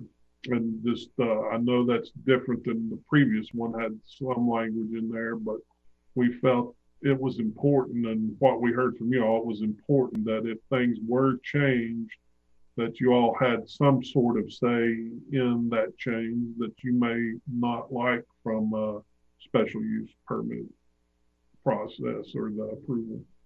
In other words, the site plan that we got, and I think it was last month or the month before, whichever, for the behind the old Kmart, where they hand drew in what they were getting ready to do, that would no longer be acceptable. Correct. Because once again, we felt that unless there was some thought and some level of detail that you're comfortable, a 2-scale rendering, staff wasn't comfortable, making those calls of when to bring it back to you or not. I mean, if they added, when they come back to us, added more units or shifted them 10 foot toward the residential from what they show to the residential properties, you may not agree with that. You might have said, no, you need to keep the units this far away from the residential as shown on that concept plan. So, well, one of the things that we discussed about this was the fact that people will come to us with a special use permit request to find out whether or not the Planning Commission is going to approve that type of development on that particular lot. And what they're trying to find out is, should they go spend money on engineering, et cetera, et cetera. Now what you're saying is, go spend money on engineering and then come find out whether or not we'll allow it. And it's not full-blown engineering. This is, like I said, this is mimicked off our minor site plan, which is not a full-blown site plan. But if we don't do that, then if there are changes, you would have to leave that up to staff to make the determination of if it was substantial enough to bring back to you from what they had shown on the sketch that was provided at the time of the special use permit approval. So it's sort of a catch-22. I mean, and that there are some important ramifications about these special use permits. Not that the use is there and allowed. It is, are there conditions that the Planning Commission may want to put on approval of that use to make it compatible with the surrounding neighborhood. But Could we make it a two-step deal where they submit something to us to say, hey, we're looking at doing apartments or the self-storage on this particular piece of property. Do you guys think you would approve it if it fits in before they, and if we say, yeah, and generally, or no, no way in the world, before they start spending money? Well, the special use is based on whatever use, be it apartments, storage. I mean, if you approve, Danielle, you can help me out. You know, if you approve and say, yes, you can put mini storage on this, then, I mean, I guess really it's makes it hard to if back either down. you approve the use and say, here are the conditions, like, I don't want to see anything about the site, but here's the use. And if you do this, like this type buffering, then yes, along this property line, or there are things you could do like that. But I just really, once again, I don't know that a two-step process would work appropriately. I think you either approve the use with conditions based on whatever they give you, or you get some more specificity here and make that determination where that if it changes from what they proposed on that initial sketch, which some of them aren't to scale, that you all have input into that site plan. Or you could say, here's the special use, we approve it, and here's the conditions, and then I'm sort of lost. I mean, once again, I'm sort of lost between, I don't know that there's a gray area here that I'm comfortable with. Either you. Yeah, I gotta agree with you, Tim. I don't know how you approve something with conditions if you don't see what you're putting conditions on. You know, I mean, that's the bottom line. I mean, I can't say, yeah, you have to have this type of buffering on this part of the property line unless I know exactly what's going to go there. You know, if just this, let's pick this other one. I mean, if you're talking about putting it way up above where all the people are, well, then you really don't need buffering there.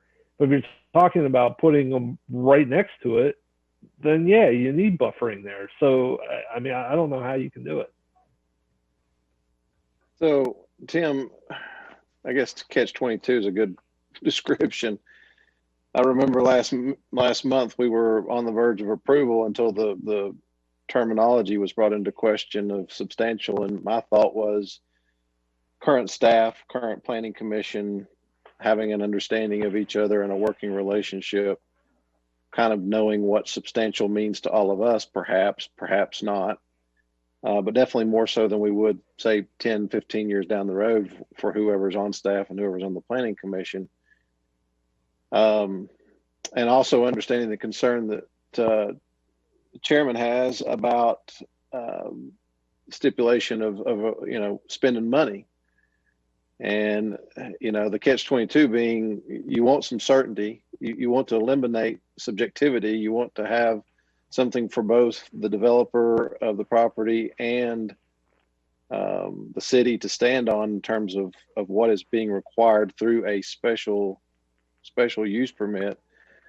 How much? What's the starting price for if someone? I don't think, and I agree with Scott. I mean, how do you do something special without a plan and having something definitive in writing with a to scale and not on a napkin? But how much is it to starting price to get what would be required of a developer if they wanted to go through the special use process as stipulated in this new number 2? Does anybody have any idea, ballpark? Well, obviously, depend on the size of the development would be one bigger factor of it. But this is, like I said, this was modeled on our minor site plan, which could be, so we're not asking for calculations for stormwater runoff ponds. We're saying if you're knowing that if I'm disturbing more than an acre, I've got to do water quality and might have to mitigate some stormwater. So you need to put some thoughts into the location of where that mitigation could be. But I don't have a number for the cost. I mean, it's more than they would have to do right now, because right now, basically, they're providing sketches, for lack of a better word. Some of them did the full-blown site plan. You know, King College Road, they went ahead and did it, the full-blown site plan, because they wanted to show, you know, here's what can be done on that site and what it would look like. So this work would not be lost if the special use permit was approved. It's not something we wanted to try to, you know, we wanted to try to ensure that, one, it was minimize the cost as much as possible, but we feel that that is some pertinent information that you need to see. Now, we talked about taking the licensed professional requirement off there, but I don't know how many people are capable of drawing a scale drawing with all these things on it. And there may be more than I think in the world, but you know, you are sort of getting into that professional drawing with these requirements. Is why we left it on there as a staff.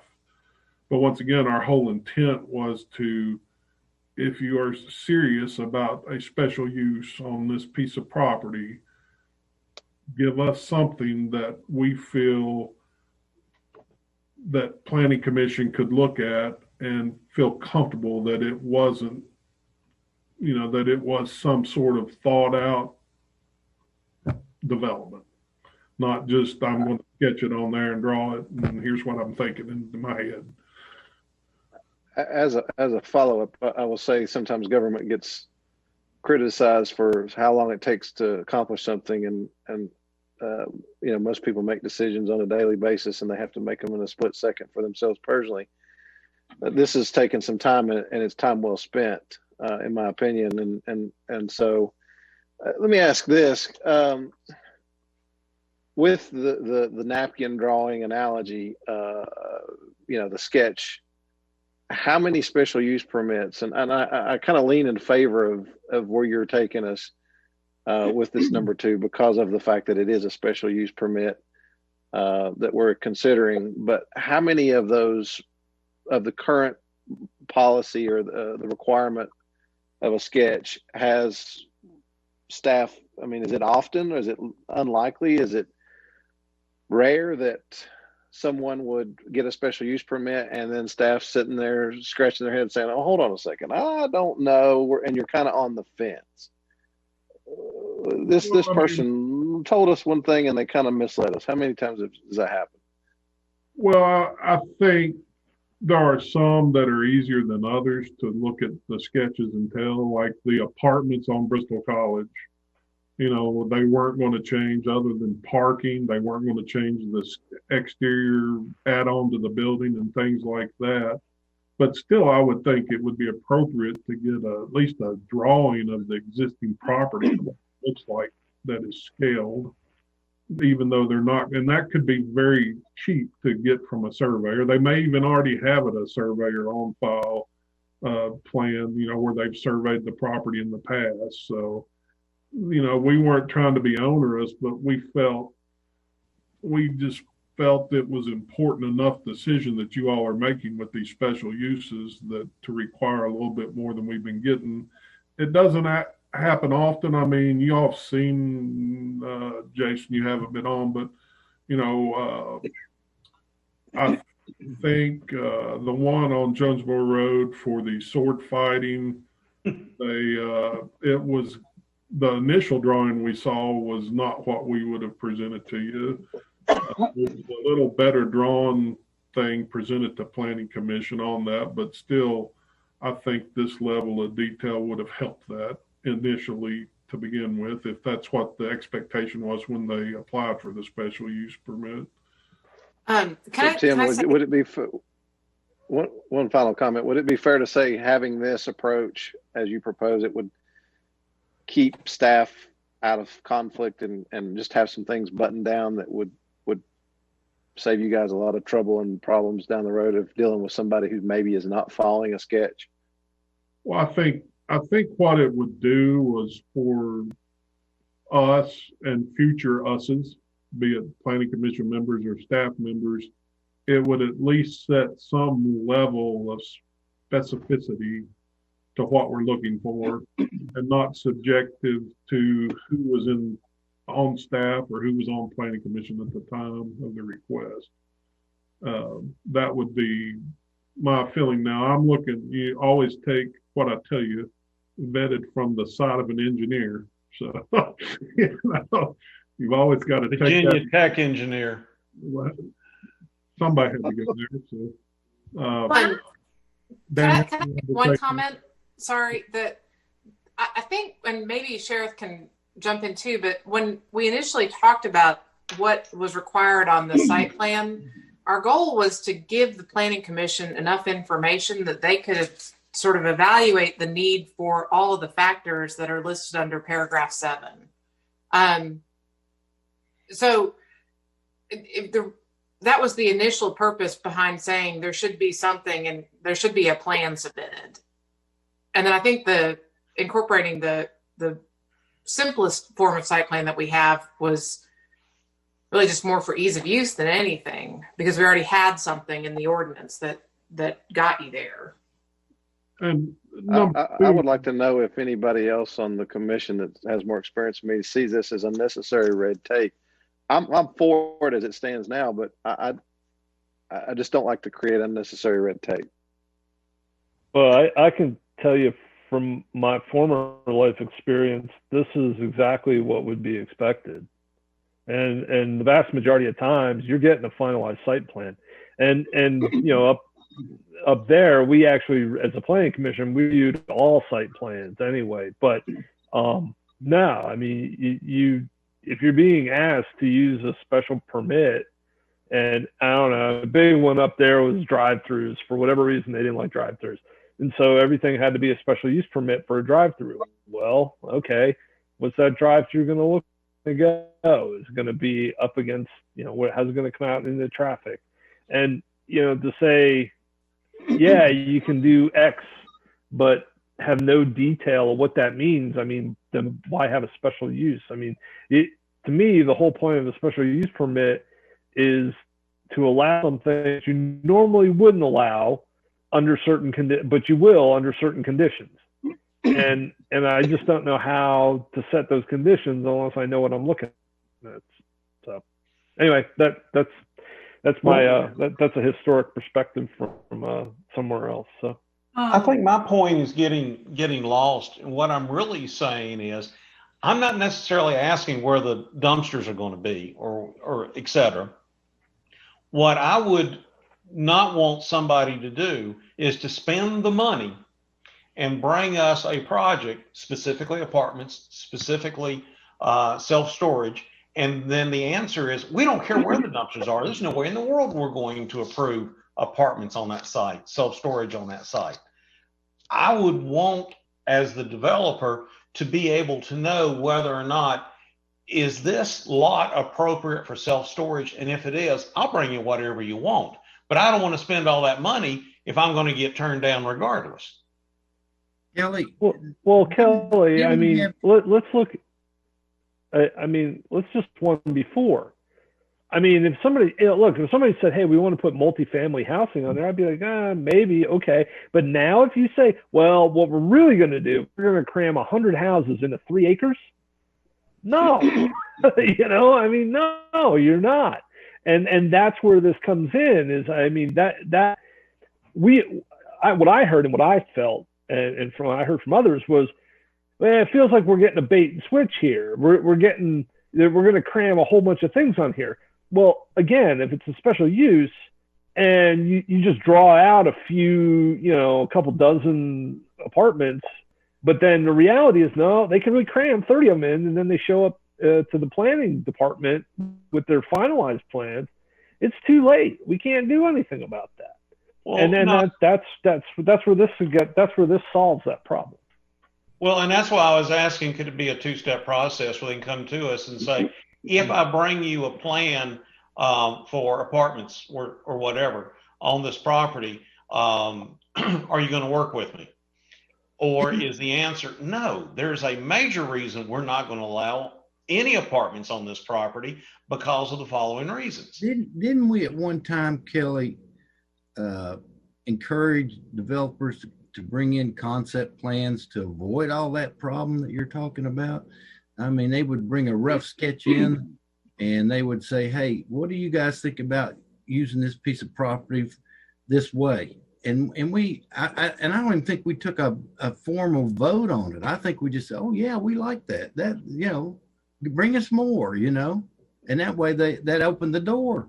To a large degree, that's what I'm getting at, because doing even the minor engineering that Tim is talking about is real money, and real money in real time. And if the whole project, the whole idea is going to get shot down, don't make somebody spend that kind of money. But don't we still do this type of concept plan? Don't we? We're open to somebody bringing in a concept plan, aren't we? Before they do spend a whole bunch of money, just to see if they get a favorable response from the planning commission, if nothing else. I'm good with that, Tim. How would you, if somebody walked in with something they've sketched out on a piece of property, what's the answer going to be? Bring us engineered plans, or let's go talk to the planning commission? Well, if you approve a special use on a property, I mean, if you approve it for whatever the special use may be without a plan, or with what, you know, you're approving it based on what they've submitted. And if it's a sketch that's not the scale, then at what point does staff bring it back and say, that's not what you showed on that sketch? And that's not what Mark was talking about. Right. He was talking about, let's talk about the concept. Can we build this on this particular piece of property? Do you think it would fit into the neighborhood or whatever? If you're okay with that, then yeah, we'll start spending some money. And please give us your ideas. What do you think about this project? Is it, you know, will it work? Would it fit in with the city plan? If nothing else, I mean, it's not a $10 million set of plans and that we turn down. It just, you know, they come in with the concept of it, and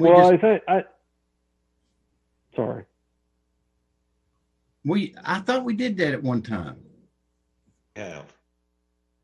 Yeah, I don't think they're mutually exclusive. I mean, in fact, they're complementary. I mean, there's nothing to prevent somebody from coming to the planning commission meeting, and at the beginning, you know, we have a discussion on unscheduled comments, right? And they can come in and say, here's my rough plan, and basically get a straw poll that's non-binding, right? Like you said, I don't think we'd take a vote, but they get to at least feel the temperature in the room, and then come back. But I mean, if you are actually applying for a special use permit, I think you need to have this. I mean, you're just asking. I mean, I think what I'm hearing is it sounds like you want there's a step that should be done before that to at least give them a temperature reading. Yes. But I don't think that should be a formal process. I mean, I think that could be informal, and they can get it very well. I mean, they can go talk to staff. They can talk to you, Kelly, as the chair. You know, they can talk to, you know, come this before. But the actual process of applying for a special use permit, I think you got to have something more than just a sketch. I agree with you, Scott, and I agree with you, Mark. What I would say is that, and Danielle, I mean, the question I would have would be, if you all informally said, yeah, we're good with that, and then you took a vote, and then you said, no, we're not good with that, I think there might be some litigation that could occur on that. I think if you craft a regulation that says you can come in and get a straw poll that is not binding, and it's clear that what you're getting is just an opinion of, then, you know, the actual permission, I think you can craft around it, Tim, if that's the way we want to go. But we'll have to be careful to make sure that Planning Commission still gets to make the special use decision only when they've gotten all the information that they want. But haven't we done that before, Kelly and Margaret? I mean, we've given in the past, Mark. In the It's not past, been- when that has happened, it had been at the instigation of the developer. And they have come to us to talk to us informally. Yeah, about it. informally. Right. Mm-hmm. And it could still be That's- that. And that wouldn't affect this regulation whatsoever. Okay. That's what I was going to say. I don't like the idea of creating a lot of red tape and making it cost prohibitive for some small developer to develop a piece of land with a special use permit. As Chairman Graham is suggesting, you know, I've got to spend all this money, and then that blocks them from even opening the door or the possibility. I like the informal aspect of it. I like the fact that, you know, it's voluntary. I don't think it should be required that somebody, because that's red tape, that they do a two-step process, because that may delay them. But if you want to, if you're that small developer and you want to come for, you know, get a feel, get a temperature of things, Exactly. and on your own, and you bring in and you say, and we comment and say, well, you know, and they can listen to us. But I definitely think that at the end, before we have final approval, there should be what number 2 this proposal is requiring at a final approval step. That should be required for everybody, but everything before that is optional, and that gives the small guys, the smaller developers, a little bit better crack at an opportunity to develop a piece of land. Yeah, if somebody wanted to come in and build a 4-unit condo development, and they need the special use permit to get it done, they should be able to come in and talk to us without having to submit engineered plans. My thought. Yeah. And that's what we've done. I thought we've done. Yeah, they can come talk. They're not going to get approval though. What I was afraid of is that if we pass this the way it is, the answer they would get when they walk through the door is, you've got to do this before I can talk to you about it. And that's what I want to get away from.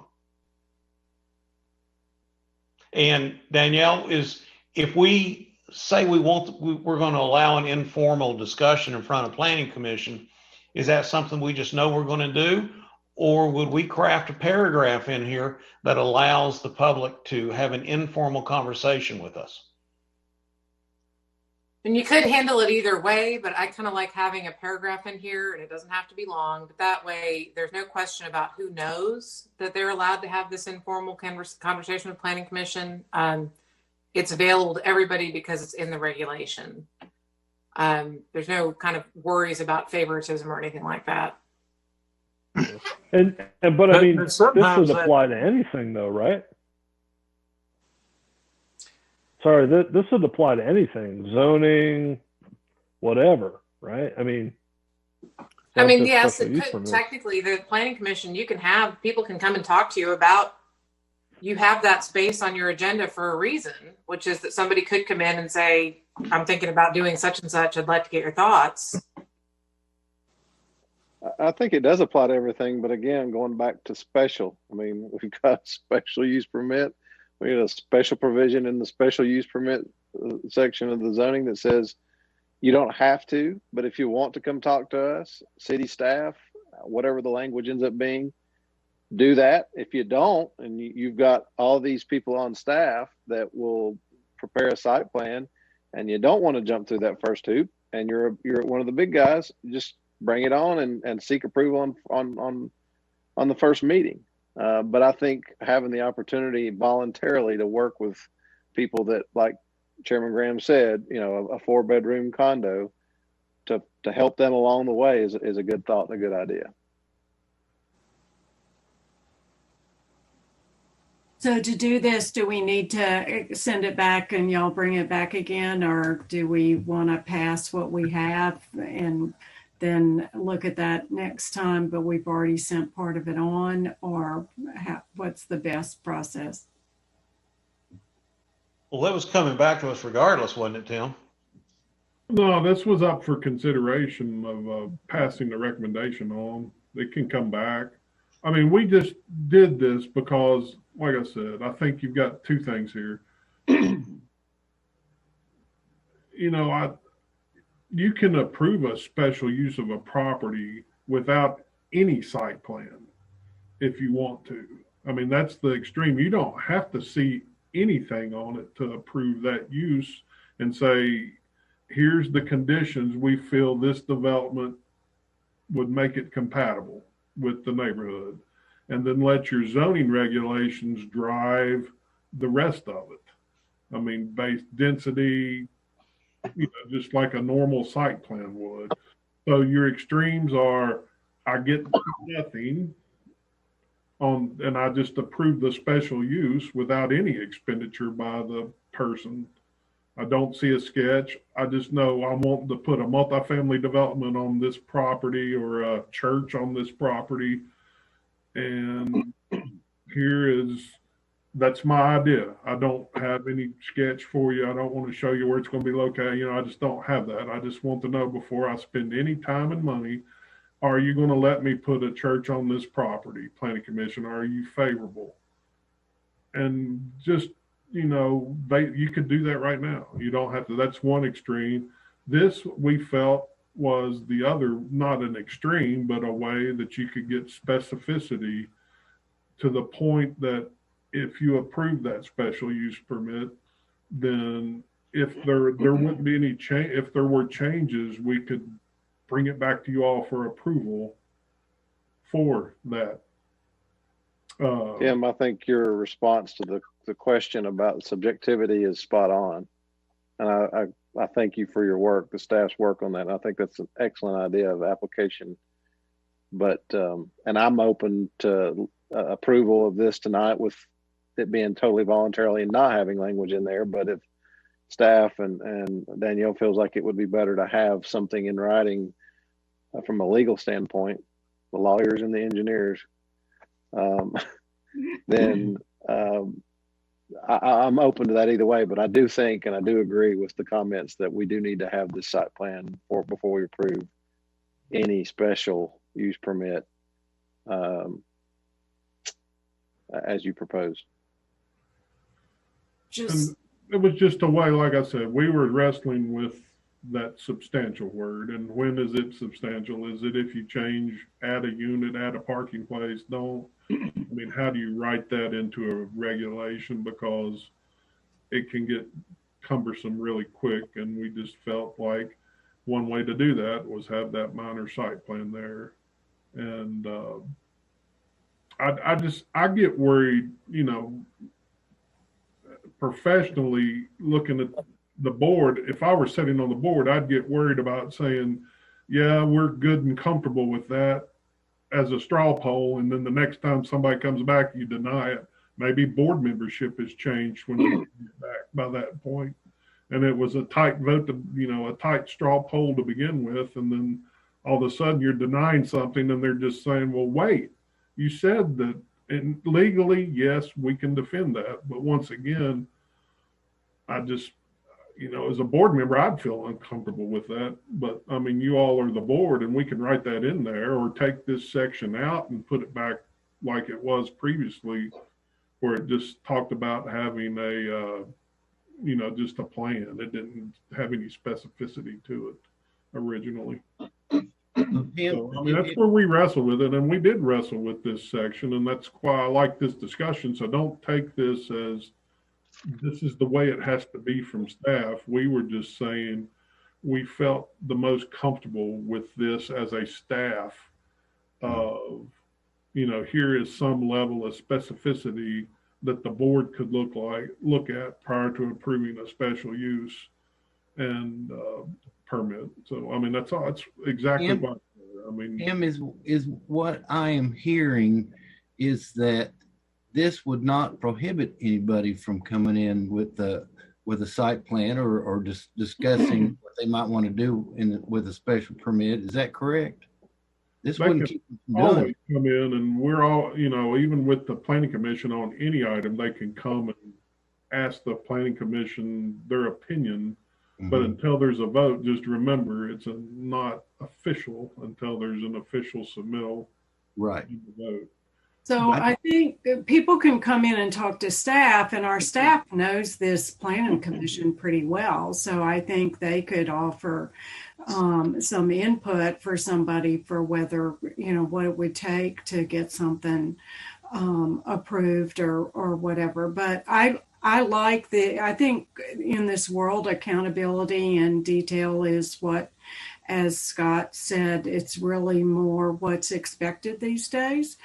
I think it also could it helps to set the developer up for success if they are being professional on how they're presenting stuff and the work that they're doing. And if they have a professional who may be able to give them advice earlier on that, this may not work, or here's what you're going to have to ask for to make it work, or whatever. I think it could really help with the success of a project to benefit the developer.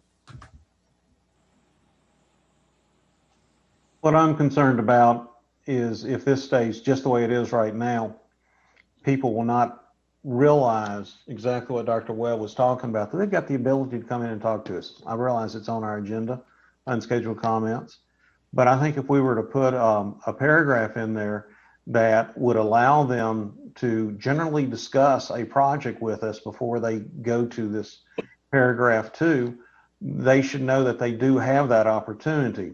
What I'm afraid of is it stays just the way it is. They're going to be told, you cannot even talk to us until you have done engineering.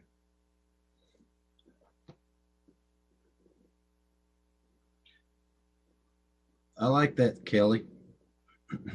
Yeah, that's not a position we want to put staff in, is to trying to outguess the planning commission. So if we put it in a writing, then there it is. Mm-hmm. I guess we'll look at language to do that. Like I said, I get a little worried if you all say, give them the indication of, yes, we were in favor of it, and then the actual vote comes in and you say no. It gets me a little worried. I mean, I know Danielle's comfortable with that, but I mean, that worries me a little bit just from a staff perspective. It worries me. The language should be explicit that the planning commission will not consider a special use permit without this language right here for a vote. But we will be glad to hear a developer out in advance to offer our thoughts.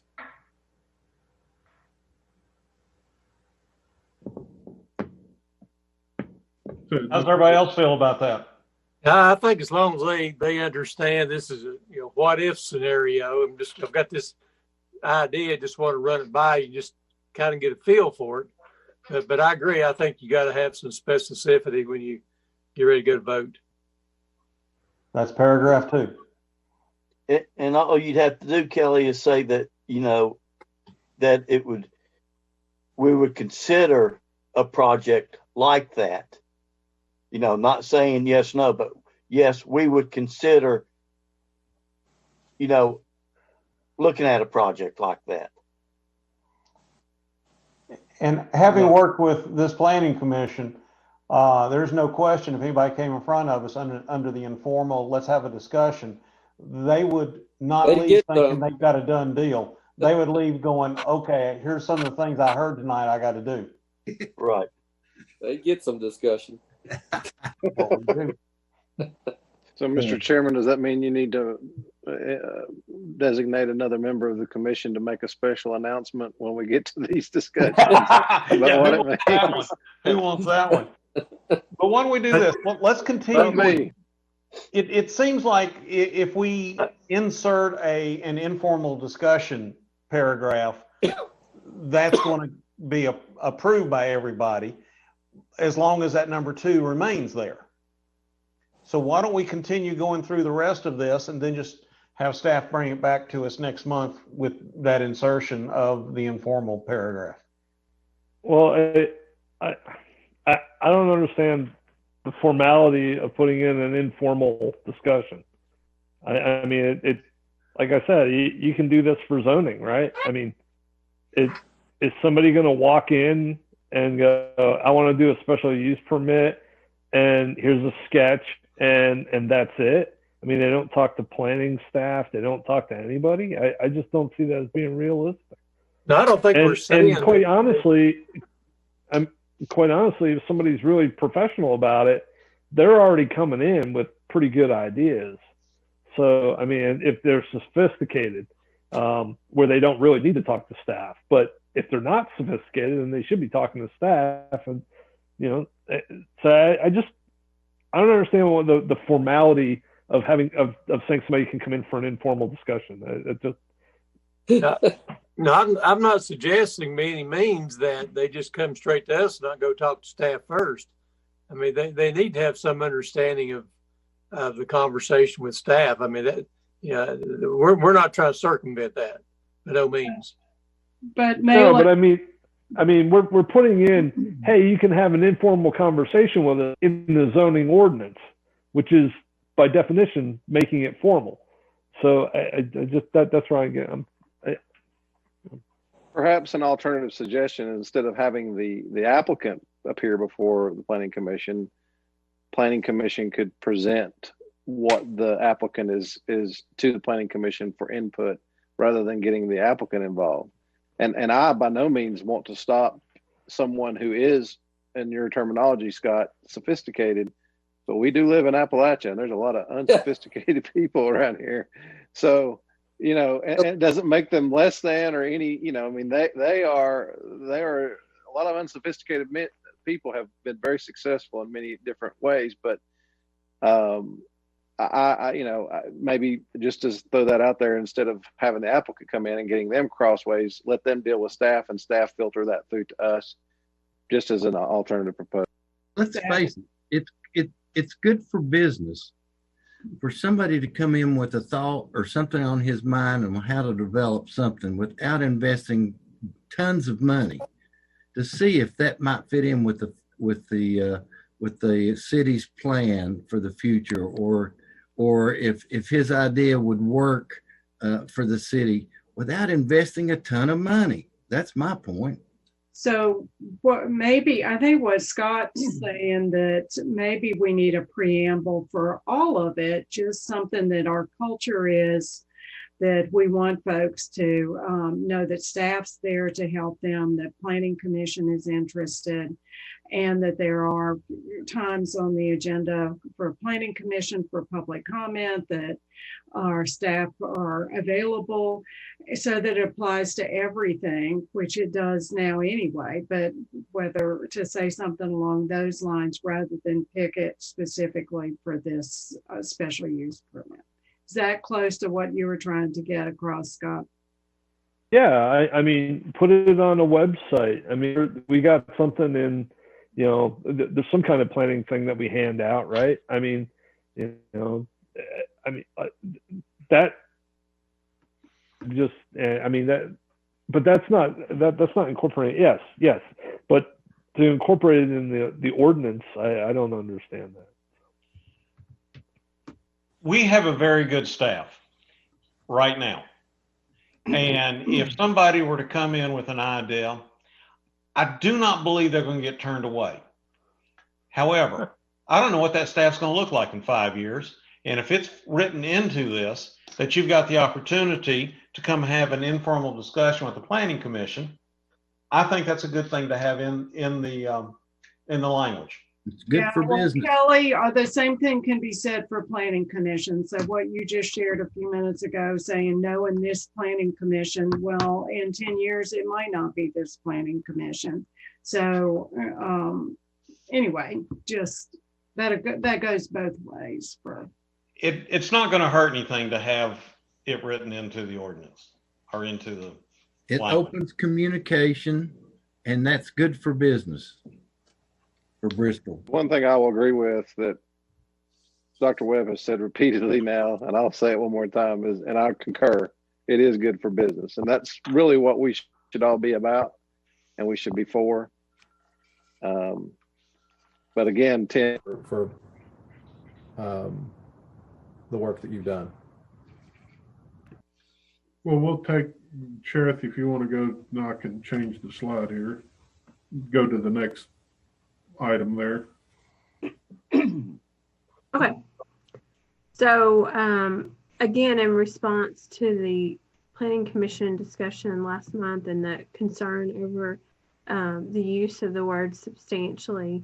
We really just tried to like take this down to kind of to bare bones, black and white language. So number 10 here changes and number 12 here changes. So 10 basically walks through the expiration clause. So it says, it's going to say that the special use permit be implemented by the applicant or applicant's successor in the interest within 24 months of final approval, or it's void.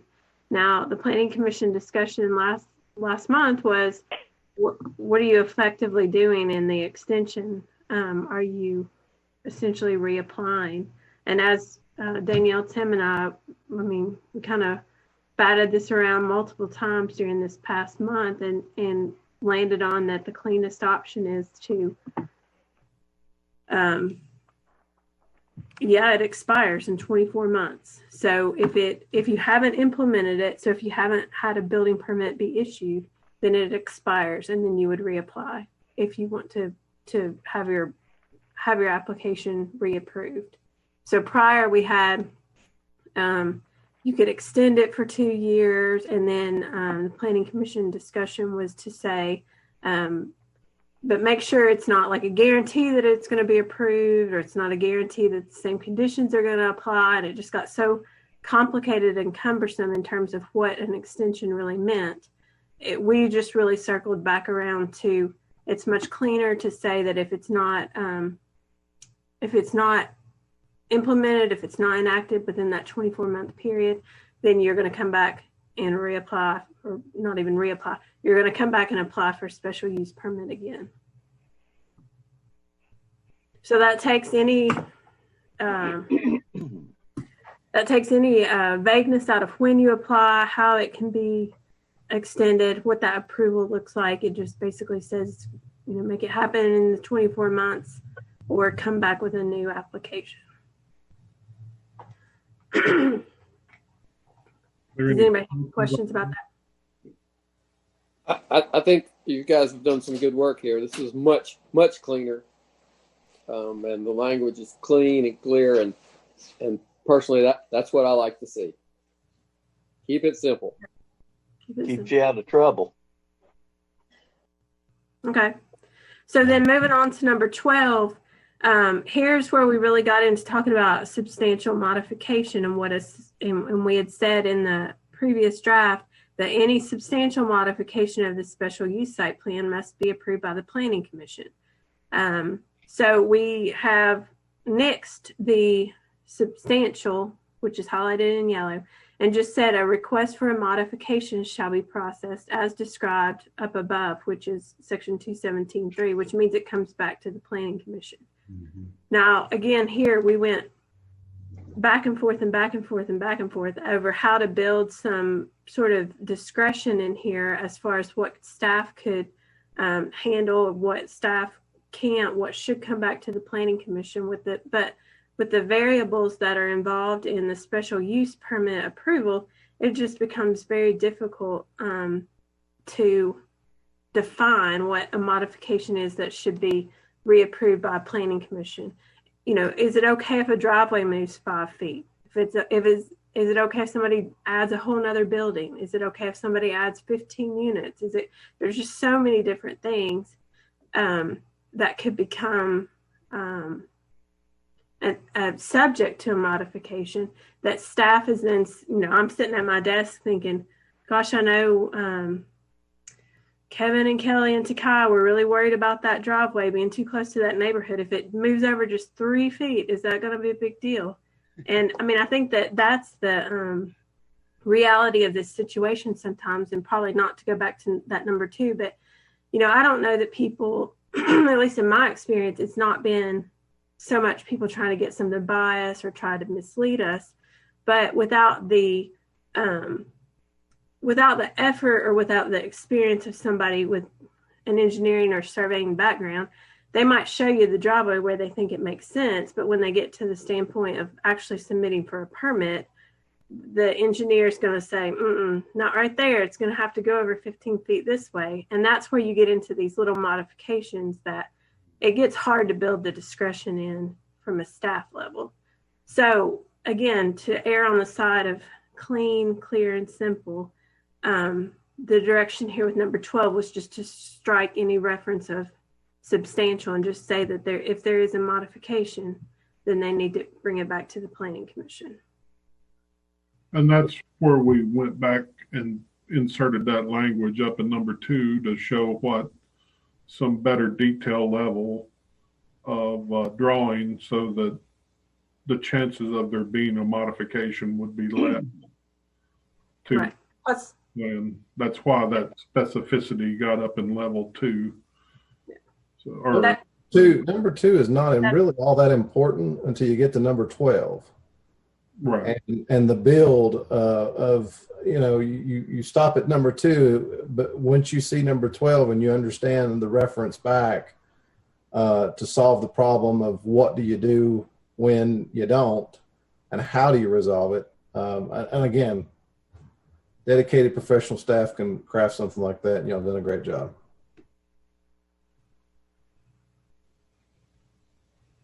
But what we'll do, if there's no further questions, we'll look at the additional language and bring that back to y'all next month.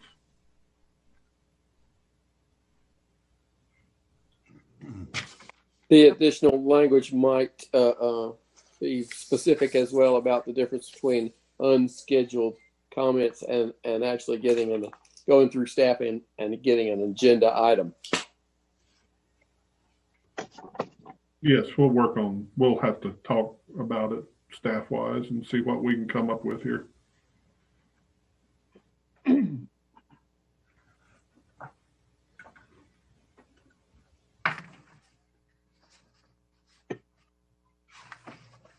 And that slide was just the clean version without all the markups on it. So that's the only difference between the 2 previous slides.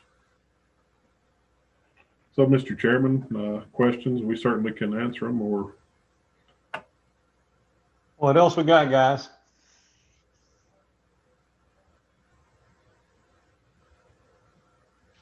All right. So logistically, what we do now is it's going to come back to us next month with the yes, sir. few revisions. Yes, sir. Okay. All right. Any other revisions anybody else wants to see put in there? Oh, I asked this before. I want to make sure that I heard right. The special use permits that are out there already, they're grandfathered, correct? This doesn't sunset them. This does not do anything to sunset those existing already issued special use permits. And I would hesitate to try to craft a regulation that did that, if only because we would really be taking somebody's existing rights at that point. Oh, go ahead. Yeah, well, we're fixing an issue that you guys have noted, and I think that's really very good. But it's tough to go back and fix what went before. I understand. Could we go back and ask the individual, they still considering, or?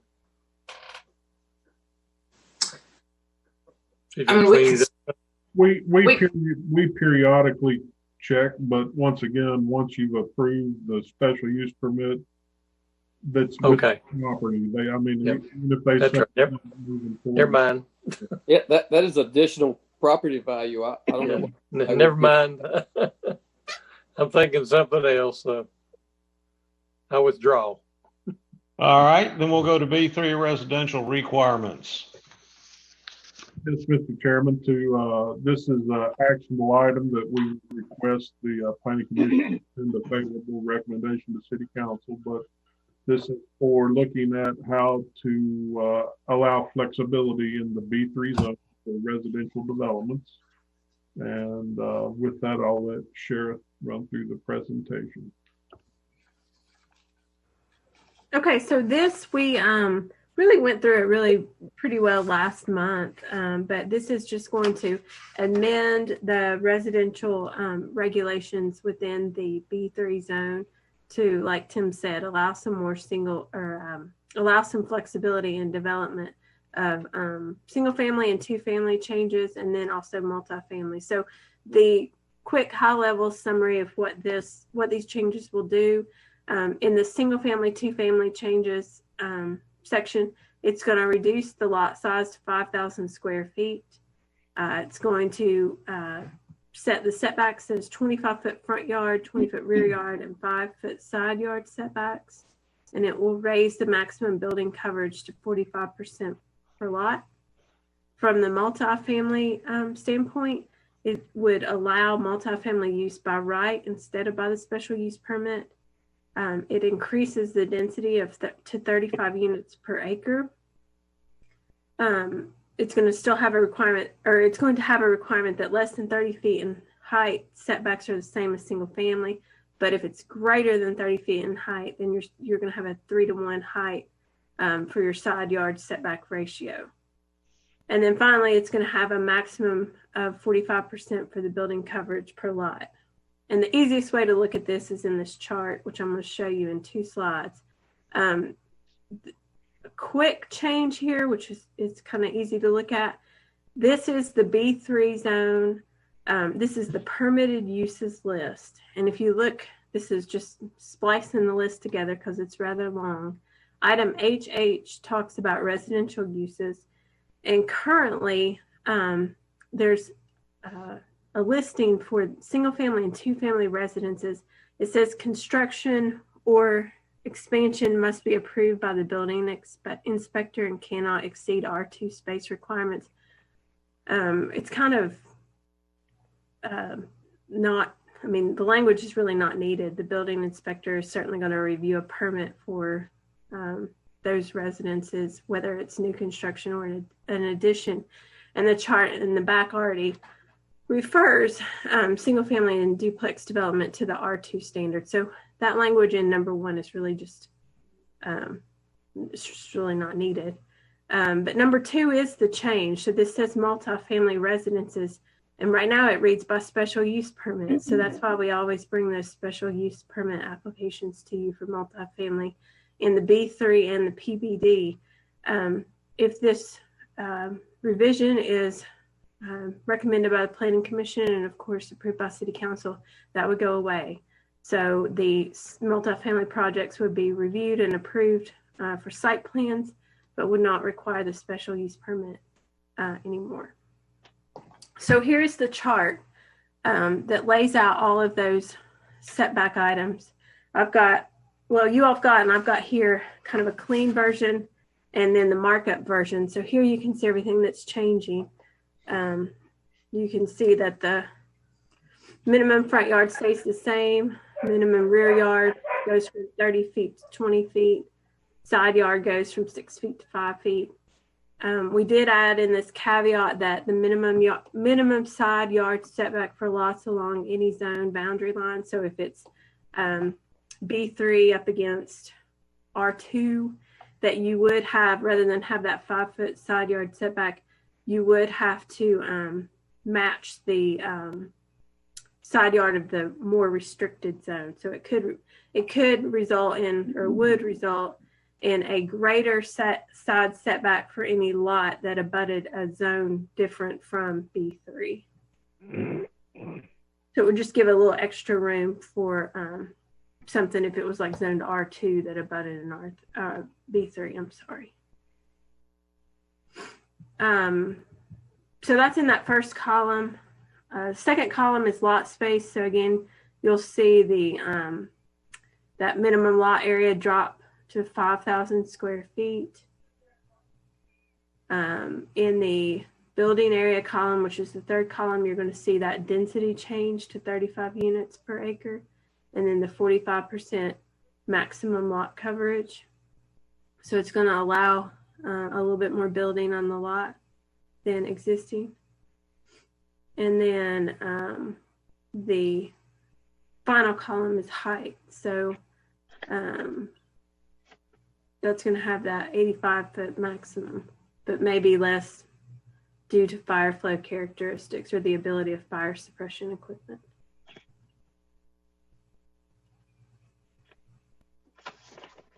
So yeah, so that's the red line version. Here's the clean version.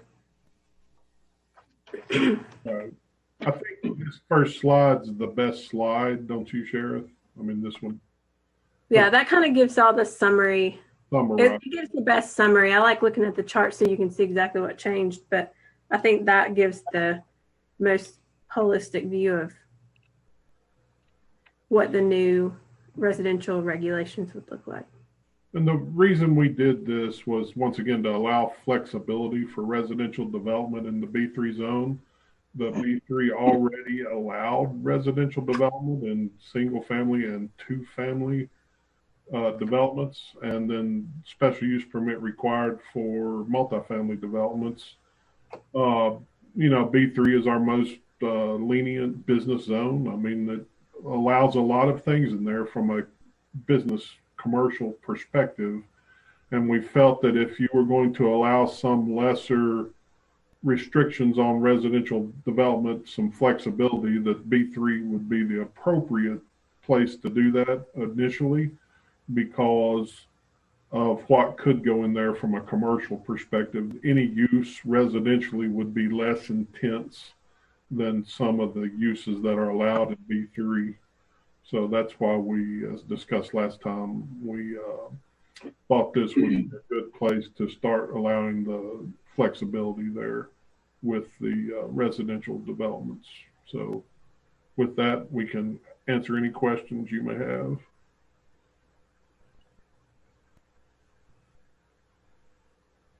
Is everybody okay with that 35 units per acre? And the reason we chose, as stated last time, the 35 per acre, that's our R5. We don't have any R5 zones. We have a zone for R5 approved. We felt, once again, where would you put an R5 zone? And you would use it as a transition from other higher intense use zones, maybe a commercial zone or an industrial zone. You could use it and look at stepping down zoning. If it was a perfect world, you would go industrial, commercial, R5, R4, R3, duplex, single family. I mean, that would be the perfect world. But once again, we felt the R5 is a transition zone, the way it's written, all those multifamilies from the more intense business zones. So why not allow that density in the commercial zone? Because it is currently, like I said, there's more intense uses that can go in there commercially than the R5 use. That's why we wrote it in there. It allows, once again, we were just trying to allow flexibility to the residential building in that business zone. Again, if somebody comes to us looking for a B3 zone, and we have to look at everything that could happen in a B3, now one of the things that could happen is an R5. Mm-hmm. Would that be a reason to not zone something B3 because they might be doing an R5? Once again, our feeling on that was that there are more intense uses than the R5 listed on those B3 uses. So I don't think, from a staff's perspective, we don't think that an R5 use is as intense as some things already shown in those B3 uses that can be developed commercially. Is why we did not have, any worry about doing the R5 developments in those zones. Because if you're going to rezone it for B3, you better be looking at those commercial uses probably much harder, I would suggest, from a staff perspective than from a residential use, because residential is less intense use on those properties. And what's an example of an R5 zone in our area? We do not have any R5 zones. The closest we have is R4, and that would be like Edgemont Tower, Fort Shelby. There's an R4 zone out the Village Square, out off King College Road near Holston View. Okay. I don't know that that's developed to that density, but it is zoned R4. Okay. But really, you get in your R4 and R5s, you're looking at your more dense, high-rise, multi-floor units to achieve that density in developments. And race day condos, I don't even think to the R4. I think that because it had to be developed under the R3 density. of back then, I think it was 13 units per acre, if I recall. Where's that? Race Day condos. Okay, yeah. Okay. Y'all will probably remember more than, I can't remember back that far ago, but I think those had to be at 13 units per acre because we just in the past 5 years maybe changed those densities around some to allow 15 units per acre in R3 and such. So, but typically you'll see that in more of your multi-floor residential units just because of the space. If you were doing lesser floors to achieve those would be eaten up by the units, that's still going to have parking that will take up a lot of the area associated with those developments, just the parking requirements. But once again, we looked at it and said, if you're going to allow an R5 density, why not in a commercial? I mean, I don't think I would be as worried about that as, once again, some of those commercial uses that could go in there. I think from a buffering standpoint to other areas, people would much rather have the residential than some of those commercial uses that could go in there. And that's why we chose this zone initially to allow some flexibility. I hope that answered your question, Mr. Chairman. It does. Is there a height limitation? 85 feet. It's in the chart. Yeah. Okay. Yeah, there it is. And that's due to the fire suppression systems. And once again, that fire suppression language might be more antiquated now that the technology of sprinkler systems and other internal building suppression systems and building codes that allow, escapability during a fire. Because certainly if you go to higher than the ladder trucks can reach, if people just based it on that anymore, you would not see the big high-rise buildings other places. So, but that is language we wanted to keep in there because that's currently what it is. But, that goes back to the old, I have to get a ladder to every unit on the floor, every window on the building. So that's that old, more, that's the old firefighter thought there. Again, a similar question I've had for you in the past. Your internal discussions on this, give us the benefit thereof of is there anything we should know about what didn't show up on the paper that you think we might want to know? No, it's everything's laid out there. Like I said, our internal discussions were why not? To steal Chris Lee's saying, why in the world would you not?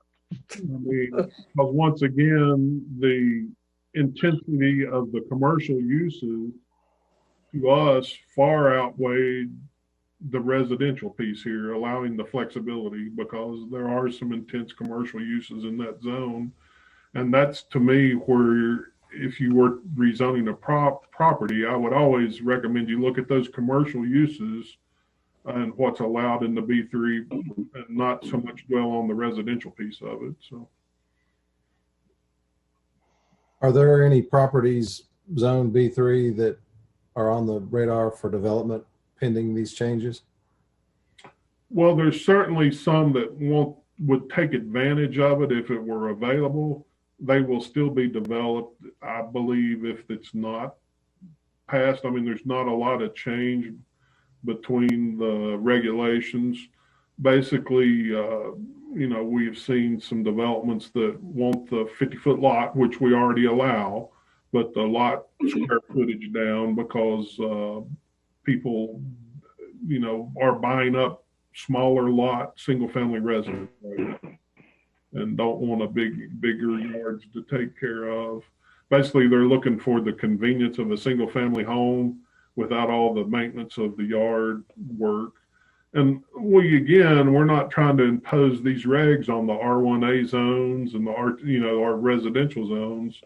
We were just trying to allow some flexibility in the B3 zone to, we just felt that was the more appropriate place to start allowing that flexibility just because of some of the uses that could be in there, the intense uses from the commercial side. of it. So it just gives, once again, our whole goal was more flexibility for residential development in the city, that this was a good place to start from in the zoning ordinance perspective to allow some more flexibility. So, Mr. Chairman, would a motion be appropriate at this time?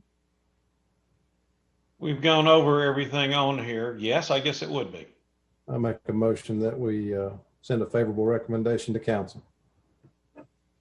We have a motion. Is there a second? Second. Lots of them. Margaret got it because I already wrote it down. I was going to say, give it to Kevin. His name's easier to spell. Okay, I got a check sheet in front of me. Ridiculously many times. All righty. There is a motion and a second on the floor. Is there any discussion on the motion? Roll call. Kelly Graham. Yes. Malin Luttrell. Aye. Joel Staten is yes. Jason Boer. Yes. Kevin Buck. Yes. Scott Gaynor. Yes. Takashu. Yes. Mark Webb. Yes. Mark Webb. Yes. Yeah, you awake? There you go. Margaret Firerobin. Yes. Thank you. Thank you. We're down to other matters. City Council update. yes, Mr. Chairman, just from this past December 1st City Council meeting, on second reading, the Leona Street right-of-way abandonment was passed, and it was effective December 18th. Also on second reading, the King College rezoning from R3 to B1B was passed on second reading, and there was a public hearing held on that, and it is effective. It was effective December 18th. Also on first read, passed on first reading was the RE text amendment, and also the Hill Street rezoning from RE to B1A. Both of those were passed on first reading, and they will both have a public hearing and second reading on the January 5th, 2021. Hard to believe, 2021. Everybody start remembering to write that down. City Council meeting. So that is the City Council update. Training update. Training update. Everybody's good except Mark Webb. You need to get us 1 hour of something else. Hey, did you? I was at the TAPA. Was it TAPA conference on ethics that was presented by the lady attorney out of Kingsport for an hour and a half. We might have missed that one, but okay, we wrote that down, so we got. I was online for that one. Yes. We'll double check that and get that written down. So everybody is good and concurrent with their training requirement for this year. There is a planning commission. If you want to get an hour, and I would suggest you do it after January 1st, so you don't. So you can start with one fresh hour. But the Danielle Smith did an excellent job, as she did tonight, with some training for the BZA back this December 16th. And it's online at the BZA meeting. You can go view it on YouTube, but you can watch that hour of training and it can be credited as one of your hours. And basically she talked about the BZA and what it can do and can't do, and ups and downs and sideways and everything you wanted to know about the BZA, but were afraid to ask. And it's an excellent hour. I would recommend, once again, you don't do that till January 1st or later, so you can get a credit, 1 hour credit for next year on your training requirements. But congratulations, everybody. Give yourself a round of applause. Thank you. Send us that information, Tim, would you, on that? Yes, we will send out the YouTube for that training, and it starts in about 15 to 20 minutes in to the meeting is when that training starts. They did elect officers and had some introductions of everybody on the board, but it's well worth it. I know we had a BZA member on here, and we're going to extend the training you all received and did to the BZA, other BZA members. Joel has to watch it twice since he's on. But anyway, it's a good opportunity, and we will continue to send out and populate training opportunities for next year. Like I said, hint, hint, I wouldn't do it until next year if you want credit toward next year. So, but thank you all for completing those training requirements. And I guess rolling any over is out of the question, right? Only if Takai will give you some of his.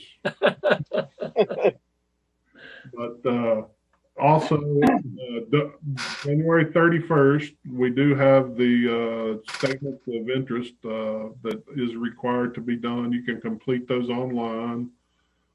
Please make sure you do those by January 31st. If you need a paper copy or something, let us know, and we can get that to you. But we will also we'll try to send out tomorrow a link with the BZA training and the statement of interest webpage where you can go fill those out online. But those have to be completed by January 31st, and council has to do it, and planning commission. That are the two required bodies that have to do that. So anyway, there's your heads up reminder to get that in. We'll remind you again in January at the January meeting to complete those. Tim, I got a question for you. Mm-hmm. When's the January meeting? Well, that is what we're coming up on next. That's next. 2021 Planning Commission calendar. You will notice the dates all the way down through there, except there is a blank for the January meeting. We can have it if you want to. January is on the 18th. That is Martin Luther King Celebration Day. So if you don't want to meet then, we will take recommendations on when you would want to meet. I would suggest, the staff would suggest later than sooner, because if you go the 11th, that basically gives us 4 days to get packets out in January to you all. So we would suggest later than the 18th, but it does not have to be on a Monday. It can be another day and another time if you so choose. The City Council work session is on the 26th, so I would suggest before the City Council work session, in case there are actionable items, that council can review those at their work session. So with that, I will let you all decide when you would like to have the meeting. I do not have trouble with the 18th. You're a rebel. Is that a staff holiday? Yes, staff won't be here that day, but we're definitely more than welcome to do a Zoom and come in and do it. No. The governor extends. No. Yeah. Let's not do that to staff. No. No. I would do Tuesday, the next day. The 19th? Yeah. That's the third Tuesday? That would be the third Tuesday.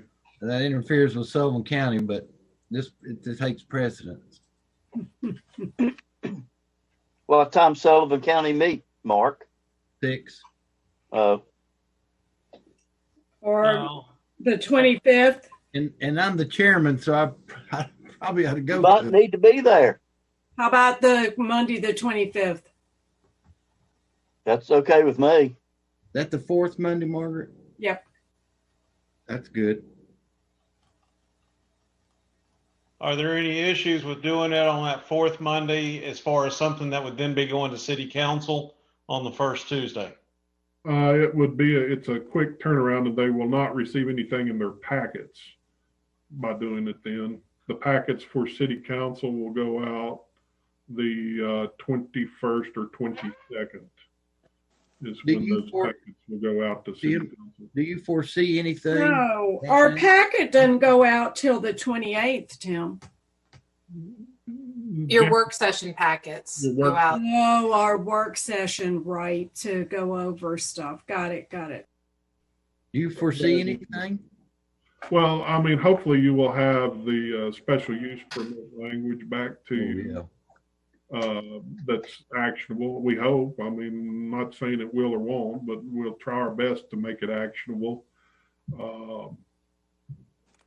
there's a special use permit that is in to us for multifamily in a B3 zone. They may withdraw that depending on city council's action on January 5th. If they vote favorably to change the regs as you all voted tonight in the B3 zone, that application may be withdrawn, but if it's not, then it would be up for you all to consider at your January meeting. So, well, how about the 21st? The Thursday. 21st, 20th, whatever y'all would like. Yes. There's no magic to it. I mean, really, y'all just pick a date. I mean, that's the dates of council and, like I said, staff from getting packets to you all would prefer it not to back up too much if you backed it up. Just from getting packets to you all in January.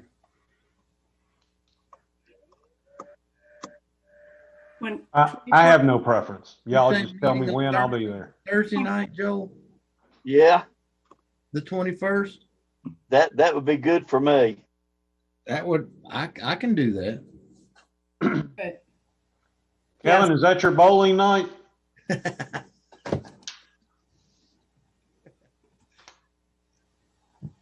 So, come to bed. Joel, just a simple, Danielle, we don't need to take a formal vote, do we? Or just a yay or nay? Actually, I can't do that Thursday. Okay. Thursday's usually bad for me. That one especially. Well, how about the Wednesday? That's fine. There's typically a beer board meeting on the Wednesday, the third Wednesday. That but we're not using the room. Well, we might use the room. I don't know. No, we won't be using the room. I thought they met at O'Malley's. Unfortunately, no.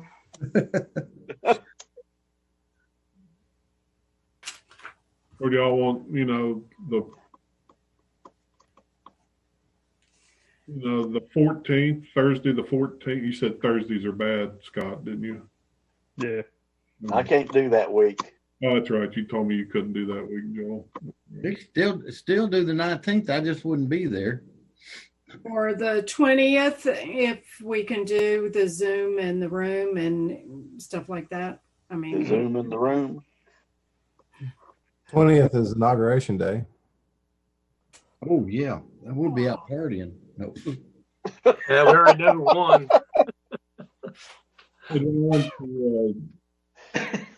I'd say do the 21st. What day of the week's that? Thursday. I mean, Scott can't be no, Scott, we got a conflict there. Well, we've got to decide on a day. 25th. 25th. Everybody good with the 25th? Somebody couldn't do. I'm okay. I'm good. Everybody good with that? What day of the week is that? Monday. I'm good. Okay. Do we need a yay or nay, Danielle, or is that good enough? I think we can move the meeting by affirmation. So I think as long as Planning Commission, nobody objects. Anybody object? No. All right. Okay, 25th. Are there any other comments from anybody else? Y'all have a Merry Christmas. Thank Kevin? you. Kevin, we can't hear you. You were adequate, sir. Thank you. Thank you, sir. Merry Christmas, everybody. We'll see you next Merry month. Christmas. Thanks, everyone. Merry Christmas. Happy New Year. Happy New Year. See you Be next careful. year. 4 hours and 9 minutes.